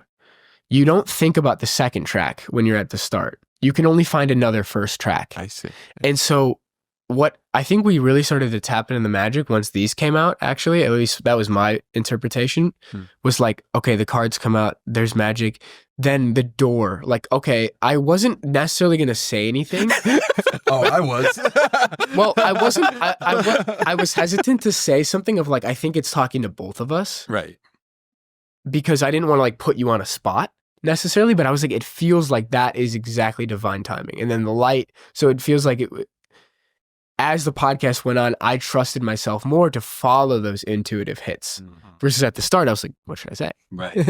Yeah. It's so remarkable because even though like you may have felt that little bit of discomfort, like, oh, I don't want to say it's speaking to the both of us. When you actually did share that, it opened up so much more richness. Yes. Yeah. Right. Yeah. Yes. Follow that. Yeah. Right? Definitely. There's nothing to worry about. Yeah. About you saying that it being a part of you or anything. Yeah. Yeah, I feel much lighter on the other side of this podcast. For sure. Especially sharing those deep things. Yeah. Very powerful. Yeah. Still might edit that out. Yeah. Do whatever you want to do. You know? It's all perfect. I love it. Dude, sit on it. That's real. That's real shit. That's real shit. You know? What's coming up for you? Around that specifically? Yeah. There's more just peace with like, yeah, it's who I am. What's coming up is like the people, especially like from the past, parents, family. Right. That's especially it. But even friends from home, like if they listen to it, like, I don't want them to think of me as like this guy who has these addictions. Right. But then I actually flip it and I look at everybody in my life and everybody has addictions. Right. Right. Like you might actually just be addicted to meditating. Bro, I had some Sour Patch yesterday. I'm like, oh my God, I love these Sour Patch. No, I wouldn't call it an addiction, but you enjoy them. Just to put myself in the podcast as well, you know, like it's like I had that feeling yesterday of like, oh wow, these Sour Patches, these are good shit, you know? So yeah. Yeah, everyone's got some shit and it's like, yes, don't worry about. Yeah. And I know the more I bring those things to light for myself, the more other people become comfortable bringing theirs to the light. Right. And the reason why someone's judging is because they're scared of themselves. The reason why your dads were saying, how come you're not in being? How come you're not able to be? Like, and making you feel bad for that is because they haven't accepted their own version of being. Right. They haven't sat with themselves or didn't at that point and integrated the version of themselves that is valuable for doing nothing. And so once you see the projection from somebody else, it means you don't have to take it in yourself as the judgment of me. And because what happens when someone judges you, they're just judging you and then you're accepting that judgment as true. Uh-huh. And so you get the choice as a conscious being whether or not to accept that judgment as true or not. Yes. And that's our work. I'm not less than because I had some Sour Patches. Yeah. You're not less than because you jerked off. You're not less than because of all the reasons why you've told yourself you're less than. Mm-hmm. It's actually not true. Yeah. But it's so enticing because other people's judgments, we've been told, are the truth. That's slavery. Yeah, it's slavery. Something else that's worth mentioning is like, for me to get to the point of explaining a masturbation addiction or other addictions on a podcast has been the result of first looking at it within myself 2-3 years ago, then starting to speak to a therapist one-on-one. That was the only person I shared with. Then maybe 1 or 2 trusted friends. And then it's evolved into sharing with you when you were coaching me. Mm-hmm. And then opening up more so in conversations and even romantic containers about all these things, mm-hmm. and reaching a new level of like, I can talk about this. And then the level just builds to the point of, okay, I'm on a public podcast. I can still talk about it. That's right. I can write it in a book. Like I can share it all because when I can share it all, then I'm free of it. Yeah. And also the other thing that I want to point out to you that feels resonant for me as well is like, because we've done so much work on this stuff, there's a tendency to want to be at the end and want to be like, I've got it all figured out. Uh-huh. And people see me as this spiritual guy who's connected to God, who's got all of his shit figured out. And it's like, what if we just like said we're just works in progress? Yes. You know, we're Yes. just always just works in progress, and we're figuring it out. And I love the range of this episode of this podcast, because like we did tap into like intense magic, Totally. like the cards, the door, all of it, but also going deeply into our flaws, what we're struggling with. Yeah. It's all so important. Yeah. And don't let the perception of you as anything stop you from living in your truth. Right? The perception of you as the frat guy, the perception of you as the spiritual guy, the perception of you. It's like, don't let that impact you from sharing what is true to you. Because those labels can sometimes get in the way, at least for me. Yes, definitely. It's so fascinating the way that you broke that down. There's this YouTube channel, Human Garage, and then the founder, he put it this way. He's like, privacy was my disease. Right? So he's like, he had like various things that were going on, but he would never share them. And like, by never sharing them, he gave them more ammunition to run him. Right? So it's interesting the way that you broke it down. It's like, first you, going back to Danny's point, telling the truth. It's like, first you told the truth to yourself, then to the therapist, then to a couple of close friends, then to, you know, Danny, and then to the world. Right? And it's like, because of that ability. I also feel like on the judgment path, I feel like you're such a great example of not wearing other people's judgments when they're throwing them at you. Yeah. Like, for instance, when you were going through the breakup, Yes. and you typed that up on Twitter. Yes. And you were so real and so honest. Yes. And to me, it was like, yo, Danny's so free, he can actually admit when he's in pain. Yes. Right? But like, obviously to Twitter, Yes. They're like, this guy's fake. they were like, you know, Right. going through, they were like, just judgment after judgment. Like, this is what happens when you become a consciousness coach. Right. Oh my You know, goodness. and they were just yeah. going off. And I said, I'm here for all of it, and I love you. Props to you, dude. Yeah. And that was like a true testament of actually having done the work. Agree. Well said, and I appreciate that. Yeah. Seeing that part of the journey. Yeah. Yeah. Wow. Cause like that, it went like kind of like mini viral. That was like, I know It the has tweet. 150,000 Yeah. views. It's like the guy who's talking about love all the time doesn't feel love. right. So like, what is the truth? Right. And I could understand the perspective of like, this guy's full of shit. Yeah. This guy's a fraud. You would be full of shit if you didn't share that. And that's what I came to Which is exactly what you did. Right. just now. Right. Right. Thank you for giving me the container to do it. And thank you to myself for creating the container to do it. Thank you for booking the container. Thank you for joining the container. And if you notice also, this speaks to like when we know we're on the cusp of something. It's like you were almost ready to call this episode an hour ago. And there was almost some part of you that knew, okay, if I'm in the heat, If this keeps going. I'm going to share some shit that I don't want to share. Right. Yeah. What else do we want to bring up? Dude, that is such a good insight. Right? Yeah. Because it starts to cut, because especially when you feel the presence, then you just want to naturally reveal all the parts that you don't want to reveal because you normally don't have the compassionate presence. That's right. Right? So you just naturally want to go there. So it either like makes you scared or makes you go right into it. Yeah. But either way, it's forcing some reaction Exactly. from you. Yeah. I feel like every time I'm on a pod with Danny, at the end, I'm like, man, I can't believe what the fuck. Yeah. Yeah. Right? But and the people love it. It's exactly what Yeah. you needed to talk about. That's why it's such a blessing to have you back in the podcast studio.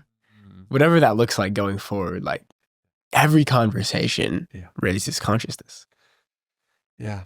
I'm hosting my first episode with Nick Sweeney tomorrow in this very studio. So You're going to be in this seat. most likely, Wow. we'll see. We'll see what the future holds, what the present holds. So excited. And why? Why are you hosting it with Nick? Well, I'm launching a cohort, and it's going to start on January 1st and go 7 weeks, and we're going to host a retreat in Mexico. And a really smart young, passionate guy named Jack Moses is quarterbacking the whole thing. And he is just making and putting the pieces in place. And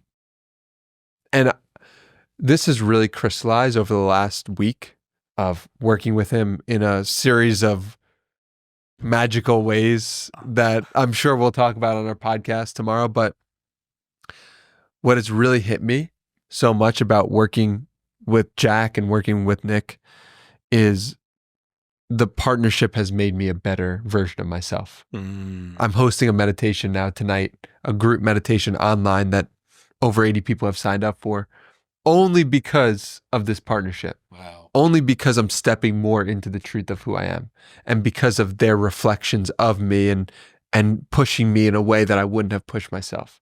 So I feel very much that this lifetime for me, one thing that I'm supposed to learn is partnership and connection in a deeper way. And I feel that from a romantic sense, probably why my last breakup was so painful. And I feel that in a business sense as well, and friendships as well. And so I'm very excited for what this chapter is going to bring, working with Nick, working with you, and I'm really looking forward to it because I feel like it is filling me with so much joy, which I know has no choice but to fill others with joy as well. Yeah. And what do you intend on the cohort being able to unlock for other people that might want to join? Yeah, it's bringing people into alignment. Bring people into alignment with themselves, spiritually, mentally, emotionally, physically. What is so great about this partnership is Nick is a breathwork coach. He coaches Division I athletes. He coaches professional athletes, and he helps them with the breath. And that I'm coming at it from the mind and helping people understand their mind in a deeper way. And that partnership, I had my first retreat, my third retreat rather, in October, and he was an attendee, but it was like he was facilitating it. And it was so beautiful that we were helping bring people into deeper alignment because of our partnership and connection. So that's what I hope people will get out of it. I mean, but there's so much for us to talk about still and so much curriculum for us to unravel into. So thank you for giving me the space to talk about it. We got our curriculum meeting tomorrow. Yes. There you go. Yes. Yeah. Tej, what are you working on right now? Well, maybe nothing after this podcast. Don't support my addiction. Sorry. Bubble God. Bubble back. Bubble God. Bubble. That's so funny. I love the humor and the lightness, right? I think that's what it's all about. Yeah. Yeah, it's actually funny when you said that. What am I working on? I just sensed a lot of open space. That was like the first thing that just naturally arose. But I am working on that business play that I was talking about. When can we hear about it? So I'm like the opposite of Danny. I like to plant the seeds and allow them to cook. And then I usually like to speak about them. So this phase of the process, I'm just allowing the seed to just cook with my conscious attention. Beautiful. And then when it grows, then I'll speak about it. Yeah. That's really interesting. It's like my process of creation is with people. Yeah. Right. Yeah. And it's like I put it out into the field and let the field morph with it as it goes. Where you just like put all your attention on this thing. Yeah, something hit for you? I was having this insight. I was having this download on the way here. Like, you're more of like akin to Socrates in ancient Greece, who he was just walking around the streets and open and talking to everybody. Literally that body language. Yes. The body language I've seen from you. Yeah, I see it all. It's like, it was your profile picture. It might still be. Or it was Jack Sweeney posted it after you met the homeless man. That picture is fucking powerful. Yeah. I think that should be your profile picture. Interesting. But that's for you. At least the cover art. Yeah. Yeah. And then for you, you're more of like the mystic Rumi in his cave, like philosophizing and connecting with God himself. Yeah. And again, I'm sitting between you and the middle way. It's also interesting because I'm coming to a place internally where I want to create things on my own without telling people. And then when they're ready, share them with the world. But with friends and not in the public eye, I will share like what I'm creating. Yeah. So that's like the balance in between. It's fascinating. Yeah, that makes sense. But we're excited to see whatever it is. Yes, we are. Patiently awaiting the goodness. Yeah, that's actually incredible how that's a reflection and the way that you broke it down with the middle way, the Socrates and the Rumi. Yeah. And you walking. Yeah. Beautiful. Definitely gifted at that.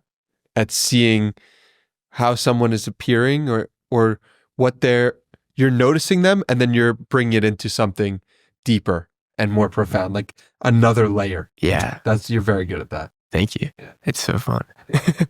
I'm still tripping out on my noses stuff and my schedule stuff. That's so good. That's so funny. Like, I just realized that. I love when insights and downloads come through speaking. Yes. Right. Yeah. When you're actually not consciously there. Right. Yes. Yeah. A lot of this podcast. I would say I usually don't re-listen to the podcast I appear on or even post. Like I just post it and like forget about it, right? But this one I might re-listen to. We'll see. I might not actually. Yeah. I'm so excited to re-listen to this, and I'm so excited to get the feedback from this episode. Yeah. Open arms. Yeah. Open arms, just like show me. Yeah. I'm Let curious. us know. Let us know what you thought about this. Yeah. This was one of my favorite ones that I've ever done because I feel like the most myself that I've ever been. That's so beautiful. I have chills my whole body when you said that. Wow. Yeah, I love that reflection that you had when you went to the Pisser. Yeah, the piston. Incredible. Yeah. Yeah. Well done. Any Thank you, closing guys. thoughts from you? Closing thoughts are, I put out a tweet like a year and a half ago, or maybe a year ago, right when I came to Austin. And I said, I'm manifesting a podcast studio in Austin in the next year. And it didn't fully crystallize, right? This isn't my own podcast studio, but in a way, I'm in a podcast studio with two guys that I've looked up to for a long time. My logo, that's on my Twitter's right here. The lighting is matching it. And it's all incredibly perfect and beautiful right here, right now. And I still might go play football. And it's just like I feel I'm living in the midst of a paradox. I feel like I'm a living paradox. And when I stop trying to figure it out and just appreciate what's happening, that's when it's so magical. I also think, as a quick aside, the reason you're drawn to the yin and yang is because you're usually attracted to reflections of the deepest part of you. Yeah. So you may, like, surely, that may be one foot in each world. Definitely. Right. And it's interesting how when you did ayahuasca, the football thing came back. Right. Maybe it wasn't like a reflection of something to let go of, but a foot to put back into that world. Most definitely. I'm releasing 2 more newsletters on my ayahuasca experience. It's going to go very deep into the 4D, the mystical reality. It's the most mystical thing I've ever put out. And there's actually hesitancy there to put it out and share, like the depth of what I was experiencing. So if you're curious, check it out. It's in my my bio on all social medias. Beautiful. Can't wait to read it. Yeah. Cool. Thank you guys. Thank you. Really. Much Appreciate love. it. Thank Much you so love much. indeed. Much love. Thank you.